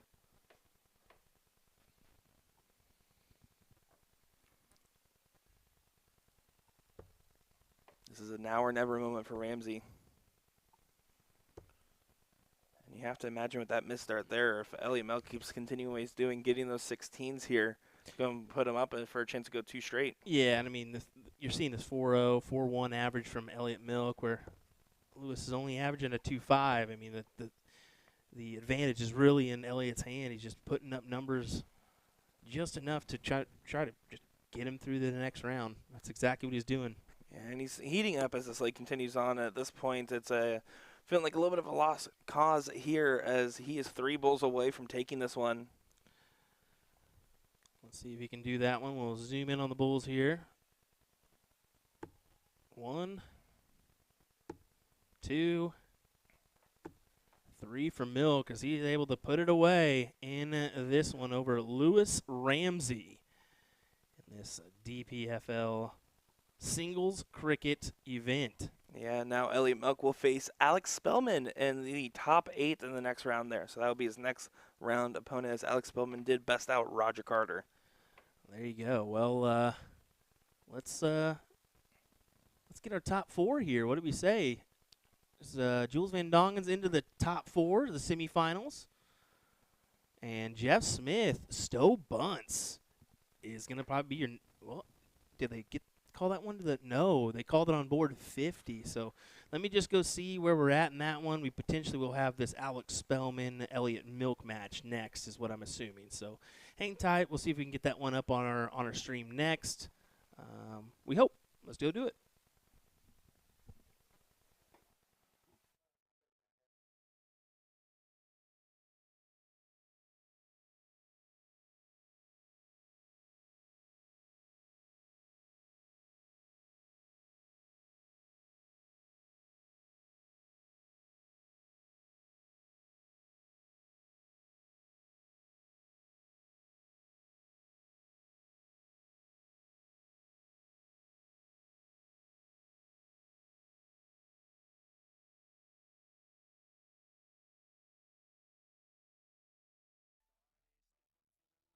Get back and hit the target. One eye on the prize. Once I win, I'll hit the market. 3 inside the court. Robin Hood, that's how I marked it. I came to compete. I won all the heat. Triple 20s dialed in. Hit it on repeat. You should take a seat. This is not the street. World class gameplay. This is the elite. Throwing darts, throwing darts. Every single day. Win a leg, win a leg. Then I win a game. Throwing darts, throwing darts. Every single day. Win the prize, win the glory. And then I claim the fame. DPFL darts, yeah, it's time to get it started. Step up to the line, cock it back and hit the target. One eye on the prize, once I win, I'll hit the market. 3 inside the court, Robin Hood, that's how I marked it. I came to compete, I won all the heat. Triple 20s dialed in, hit it on repeat. You should take a seat, this is not the street. World class gameplay, this is the elite. Throwing darts, every single day. Win a leg, then I win a game. Throwing darts, every single day. Win the prize, win the glory, and then I claim the fame.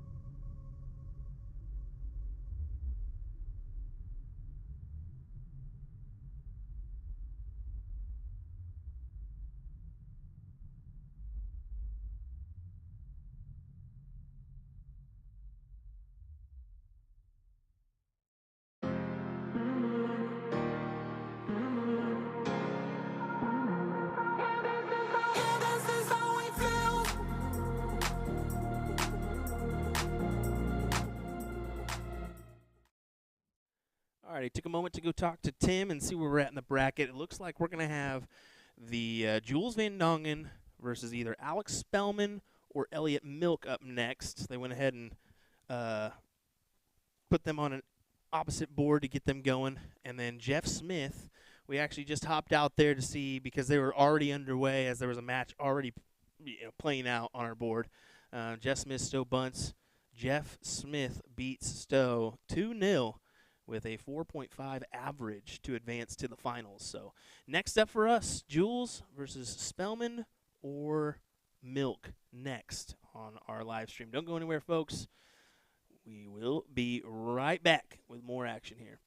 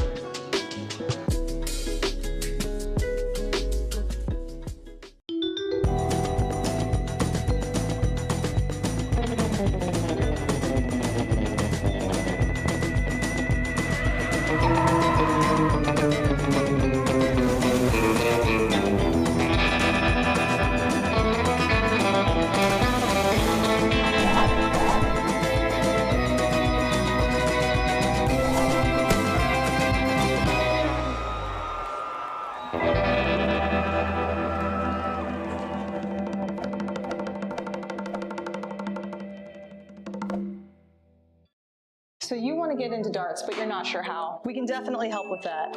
We're usadartsproduction, and we've been a darts specialty store for over 30 years. We have the greatest variety of darts in the country. But don't worry, we can narrow down that selection for you, whether you're a complete beginner or a full-on expert.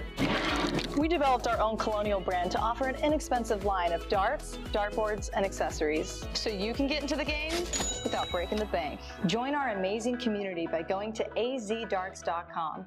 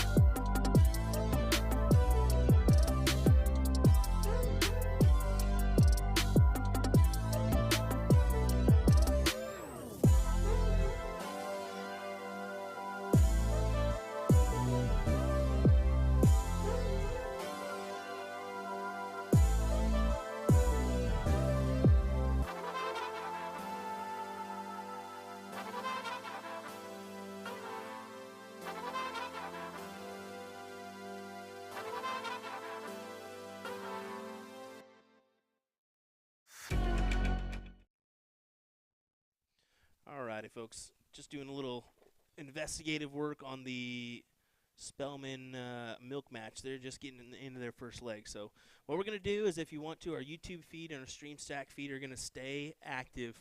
We're going to refresh our YouTube feed as soon as we get, refresh our Facebook feed as soon as we get a match over here to make it a little bit easier for you folks that are wanting a notification.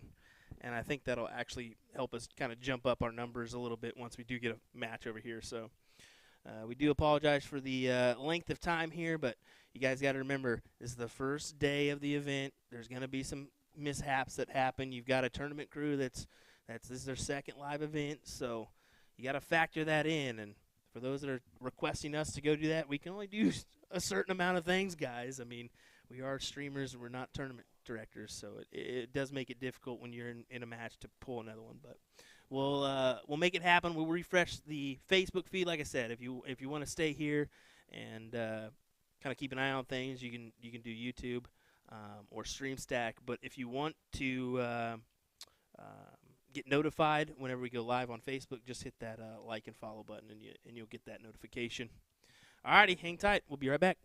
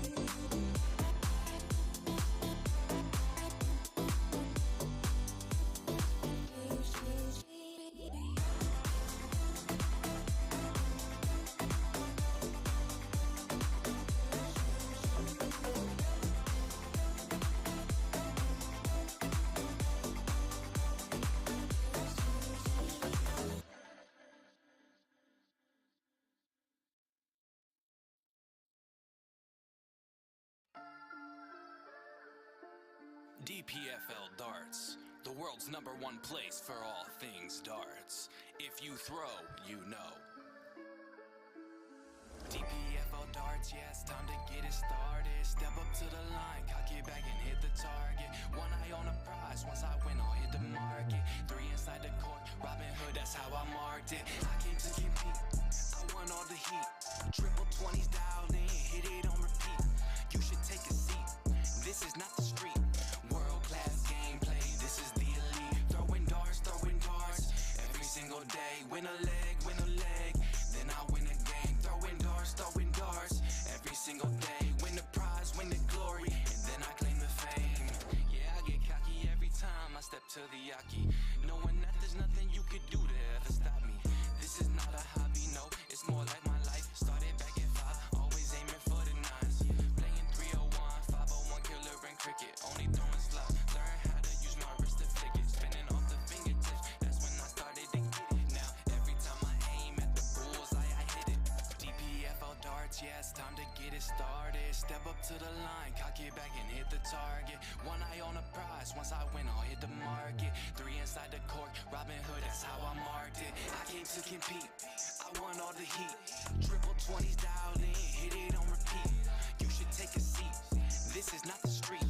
World-class gameplay, this is the elite. Throwing darts, every single day. Win a leg, then I win a game. Throwing darts, every single day. Win the prize, win the glory, and then I claim the fame. DPFL darts, yeah, it's time to get it started. Step up to the line, cock it back and hit the target. One eye on the prize, once I win, I'll hit the market. 3 inside the court, Robin Hood, that's how I marked it. I came to compete, I won all the heat. Triple 20s dialed in, hit it on repeat. You should take a seat, this is not the street. World-class gameplay, this is the elite. Throwing darts, every single day. Win a leg, then I win a game. Throwing darts, every single day. Win the prize, win the glory, and then I claim the fame.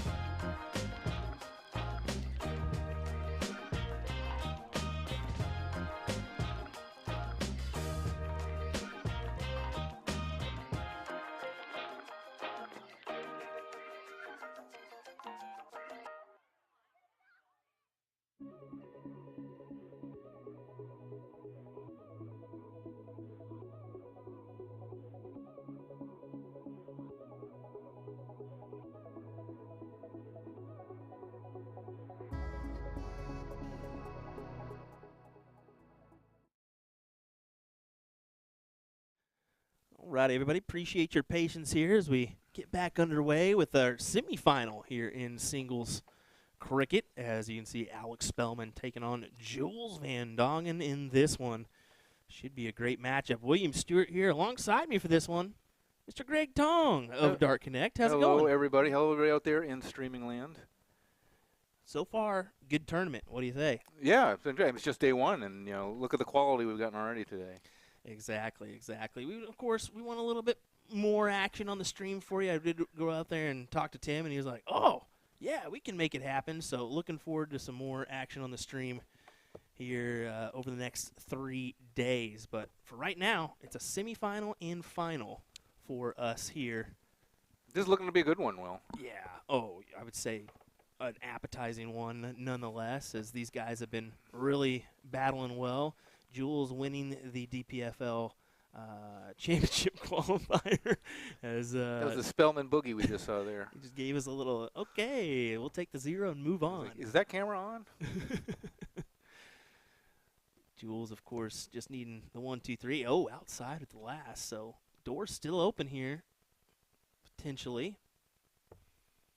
We had a great match earlier as we saw you put out a little post about Stowe Bunce's amazing match against Jim Widmeyer. If you were to look at that match report, I mean, it's a quick match report, but if you look on the DARTCONNECT match report, there's a very notable turn. We have a marking on the side, and every single turn has a notable. It's just insane. And that match only lasted, I think, 4 minutes max. Yeah, 7.4 average in one leg, the first leg. It's just insane.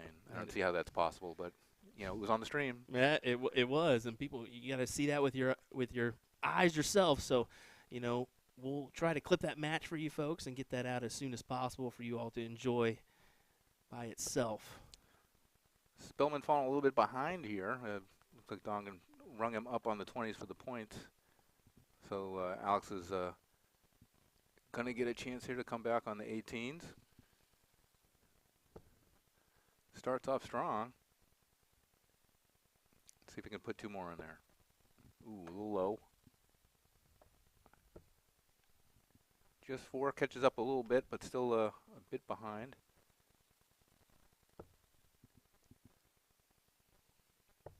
Noggin in quick on the triple to go ahead and close.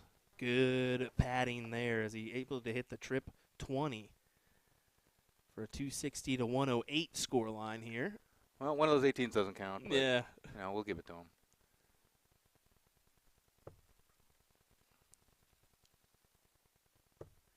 Yeah, Spellman's going to have to average a Stowe Bunce territory here if he's going to have a shot in this leg. Yeah, he's got to do something here and do it quick because Noggin's on the attack. Now, when there's a big difference in the points here at the top of the board, typically I look at it and try to immediately calculate, well, how many corks at the end is he going to need? Right now he's about, 3, 4, 5, 6 corks behind. 6 mark on the 16. Did I miss that? Is that 4? Yeah, Looks just like a 4. Yep, just 4. Looks like he moved over because he was a bit blocked out, but he could have used another triple 16 for points. Running out of numbers here is Spellman.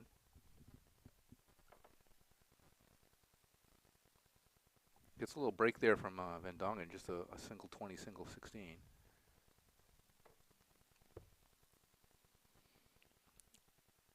I found usually 16 probably the least toughest number on the board for most people. It's more of a righty number, and typically people are dreading, I got to hit a lot of 16s. You can definitely come back though on those numbers if you can wrangle in those 16s, 15s. You can make a stand there and really make a run. Well, again, at this point, it's just a matter of making the number of corks you need lesser and lesser as you keep going. So you just want to, close the gap there a little bit. And he's approaching that. He's only about 42 points behind now, 2 bowls.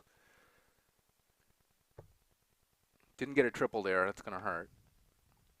Dongen only needs 2 to close it out. Decides for the points. Yeah, taking that decision before going down. Right back up. Good shots. We'll take a look at that cutaway. Appreciate Alan Palmer chalking this match. And you can see Alex going to have to double clutch there just a second as he was ready to go. Nice first start right in the double. He put 2 more in there. Oh, tough bounce out. Looked like it would have been 4. Comes away with just 3. He's got him closed, and he can point here from now on the bulls. Dongen is not going to looks like he's going to close this out on this turn. First leg to Jules Van Dongen. Cricket's always usually a quick format. First to 2 legs wins. Yeah, just the best 2 out of 3 here. For those of you wondering why Alex just started up, this is an alternate start format for cricket, which is unusual. We've had to reiterate that a couple times just because you don't really see that. It's normally a cork every leg style, but this one just a little bit different. This is probably the only tournament you'll see with an alternate start in cricket, but I mean it is interesting to see how it plays out in the set itself, right? Because the players by now are used to that, so they're used to expecting that, so they know what it comes with. You know, you do get a slight advantage in cricket when you go first, much more so I think than 0-1, especially at this level. Because you got to expect guys at this level, they're going to hit 4+ 20s right off the bat. Oh yeah, I mean, those miss rounds are very, very uncommon, and those rounds where they get less than 3 are pretty uncommon as well. But look at that big look around for Jules. But that's how you negate the not having to throw in this leg. I mean, he's still a little bit behind in the points, but he shut down his number. Right, he took away the candy store. This could have been a big potential answer. Oof. Jules' lovely misses and kiddos are in attendance this weekend. Wanted to mention that. So I think Lisa and the little one are watching on just over in the corner.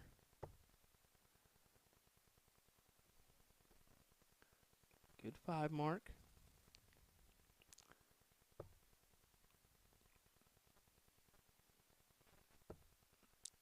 I'm surprised he spent one there on the 18 with the second dart. But came away with a triple, so got the close he wanted. He does have the subtle advantage, but that one's just outside for Jules. Needs to collect here on a triple, or else he's going to be in a tough spot, and proves to be the case. So now it's just up to Alex to say solid here, close numbers all the way down to the ball, and just keep painting Jules into a corner. Yeah, try to make this 1-1 to force the decider. Big close. Over to the points. Misses into the 3. Unfortunate there for him. Shakes it off. You can see him shaking his head in the background. Knows coulda, shoulda, woulda. But he might get away with it. He does. Big comebacks in cricket I always find a little bit more fun than 0-1 will, you know, because it takes a tremendous amount of willpower to get those triples in and get turn the game around, and to win something on the bull.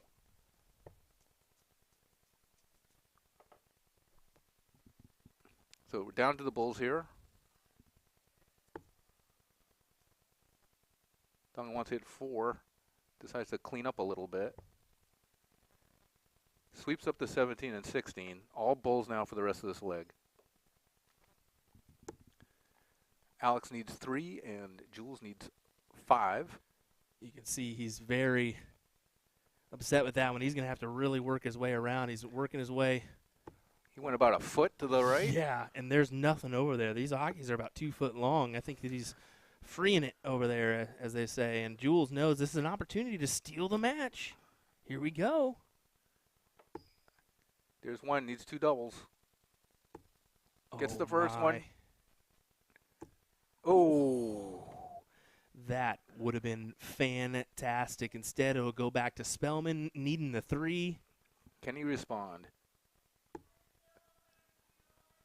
Can't tell, is that a double? I or? think that's a single.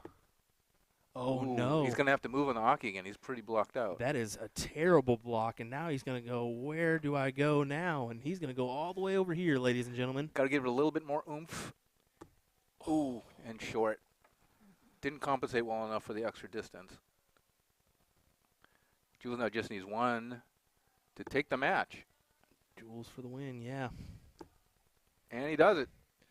Big hits is gonna advance. I know Spellman's gonna be a little bit disappointed in his performance there, but that's gonna happen here and there. You're gonna have your moments where maybe you just can't produce like you have been, and he's gonna take a couple throws here just to get back into form and kind of talk to himself. You can see him muddle in there to himself.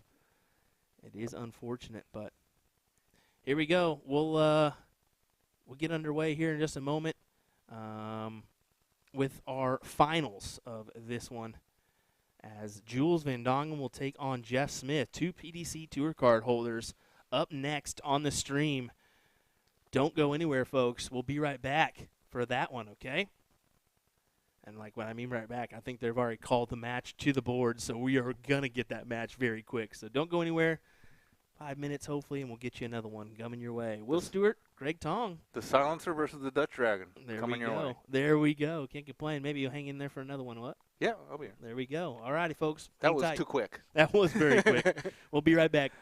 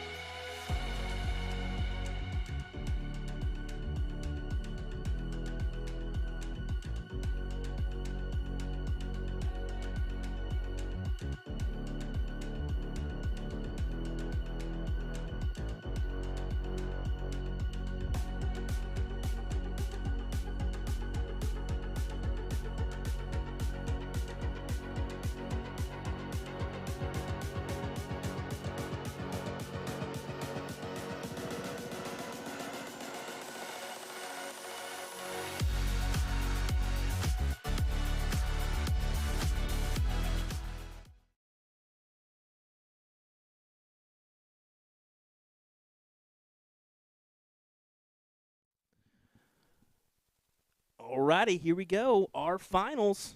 Jeff Smith takes on Jules Van Dongen in our singles cricket final. What do you guys say? This should be an entertaining one. William Stewart, Greg Tong once again joining me. Hello, everybody. Looking forward to a thriller. Let's get it. We'll start off on the 20s for Jeff. Pop open our scoreboard and get underway here. Looks like just 1-9, 120 there for Jeff, a pretty low turn for him. Gives Jules a great opportunity here to jump on it. Yeah, he's going to go down early. Look at this. Back up for the points. Good strategic move That's there. a good punishment for that slack turn of Jeff's on that first turn. I went out and made a rare chalking appearance as we ran out there to see where Jeff and Stowe Bunce were at in their match, and they only had one leg left, so I just hopped in real quick. Jeff's been playing well. He threw a 4-5 in that match to get to the final here. Jules is continuing where he left off against his prior match with Alex Spellman last on the stream here. He's very sharp, it looks like. He's really making Jeff pay for his misses.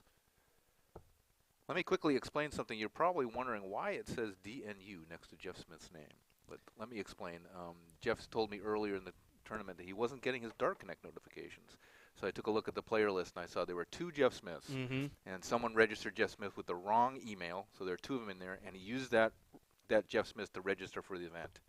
And unfortunately, we couldn't change that out after the event was already underway. So to prevent Jeff from using that name to register for future events, we added DNU, which stands for Do Not Use. So that's why you see DNU next to his name. We apologize if that's looks a little odd on the scoreboard. Well, there you go, getting a little side view action of these players, and you get to check out their throw in detail. Love that look that we were able to provide you there. Yeah, it was we had a couple people on Facebook that were wondering that DNU as well, but it's kind of one of those things that I don't think we've ever seen that kind of occurrence happen where emails weren't sent out, but. Well, you won't see that for the rest of the tournament because we did correct it, and Jeff should not be registering with the wrong name going forward. So, Exactly. And he'll probably be back on the stream. No, so I'm sure he will. You won't see that DNU tomorrow or the rest of the weekend. Jeff doing the best he can to try to get back in this game, but I fear it's too late. Jules already was very sharp on his corks, on his bulls, on his last match. He's keeping that going here. Doesn't close it out, but gets 2. Pretty much a termination sentence for Jeff here unless he can really light it up. Not even nearly enough to get back on the points. Jules just needing 1 bull to get to the next leg. That's exactly what he does. Good round for Jules. A 4.3 average to a 2.6. That's pretty much, averages aren't everything. But that does tell the story of this one. And that is a break of throw, folks. So he's going to actually get the start here in this one. Jeff going to attack the 20s as well. Why wouldn't you? Especially when you're in that spot. And, oh, no. An unfortunate miss go. And will Jules punish him again for it? Yes, he does, right off the bat. And looks like he's going to make it even worse with the 20s. Oh, can't cash in on the second and third dart. That does give Jeff a big break.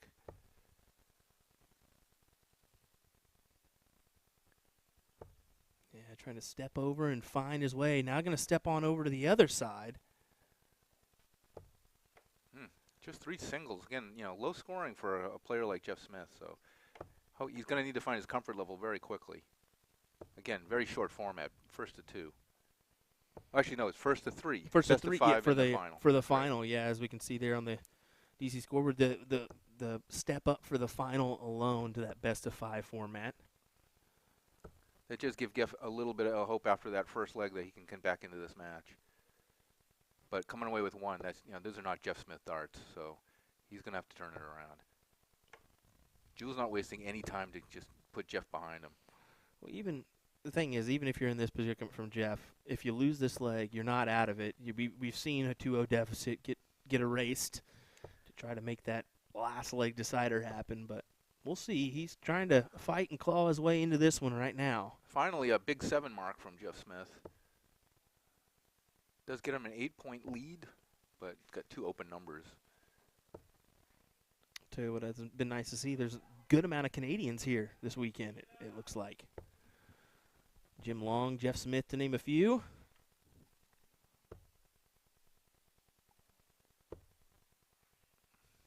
Jeff, the triple's still eluding him when he needs a big turn. That 7 was a good help, but he needs like 2 7s in a row.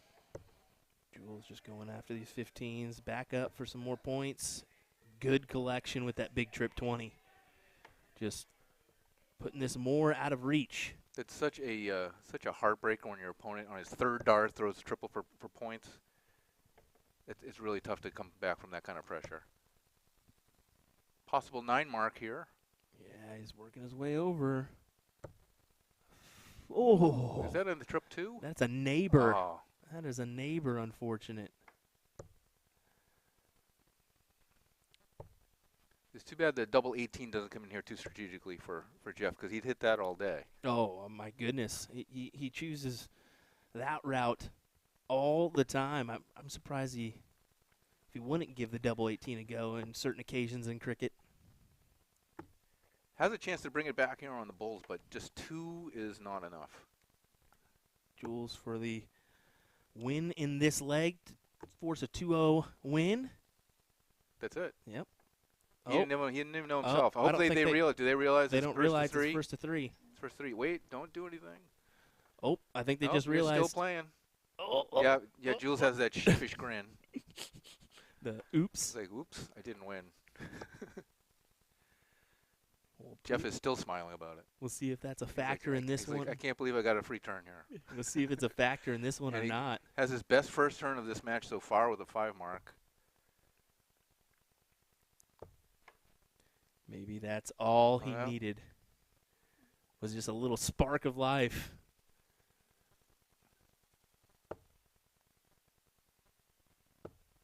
See him. Jeff's never out of a match. I mean, now if he's comfortable now, then Jules is going to have to watch out. Yeah, he's got that ton advantage now, and exactly what I said. He can get if he gets 1, he should be okay. This is the typical kind of thing that happens when you thought the match was over, and then whoop, another leg, and suddenly those triples a little bit smaller. Exactly the case. I'm glad you mentioned it. You've all been there, done that one before. Yeah, good stuff from Smith. Just continues on. Leaves the 19s for Jules as he extends the house lead. All right, big 7 mark there. So he's put aside his shame for not knowing the format. But Jeff's going back to work. Look at this. You can't give Jeff Smith any inch. He just needs 1 more leg, 1 more turn to turn things around. We saw Luke Humphreys give him an inch in New York, and he took it. 1-6-7 check to advance to the finals. That's the thing about Jeff Smith. I mean, I've been watching him for years and years, and he never gives up. No. Never. Doesn't. He always puts the same effort into every turn. I've never seen Jeff throw a dart away. Never. Just that kind of player. He's been solid. He's a savvy veteran now. You could say that because he's been made his BDO run. He's been in the PDC Tour for many years now. I was up at the NDFC National Finals in June, and I saw some pictures someone had of Jeff when he was a youngster. He's got the same haircut, but much darker, and they say he was just as good back then. Well, that was a good leg there, as it's a 5.5 in that leg to take it. And again, this is alternate start, in case you're confused why they're not shooting the bull before the leg. So that does make it a little softer for Jules, who does get the first turn of this leg from losing the last one. But Jeff punishing on 2 mark from Van Dongen there with a 7. So Jeff, earlier, the first leg, he was only averaging about a 2.3. Now he's got his average back up to 3.7. So you know that he's been firing it in for the last leg or so.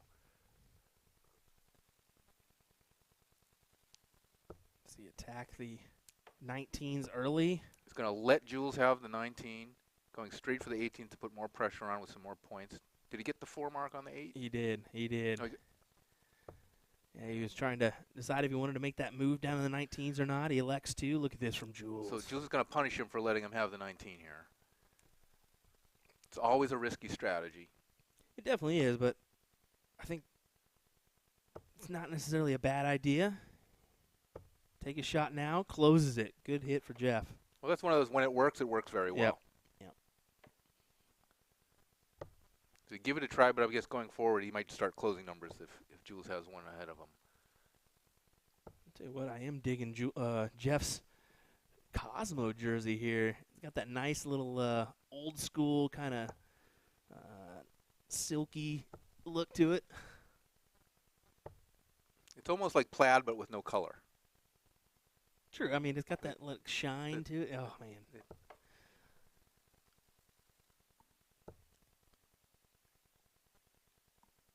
Jules trying to hit the 17s for some more points. Very, very tight leg here so far. Yeah, I mean, he took the stab to get the 17s. So now it's going to be who misses a triple and who punishes them on the next turn. Jeff again opts to go forward for the 15 and not address that 17 anymore, or try to get more 16 points. Yeah, I don't know if you saw, he kind of gave himself the settle down motion there. Oh, is that in? It is in the trip 15. Big hits for Jules Van Dongen. The trip 6 would have been huge.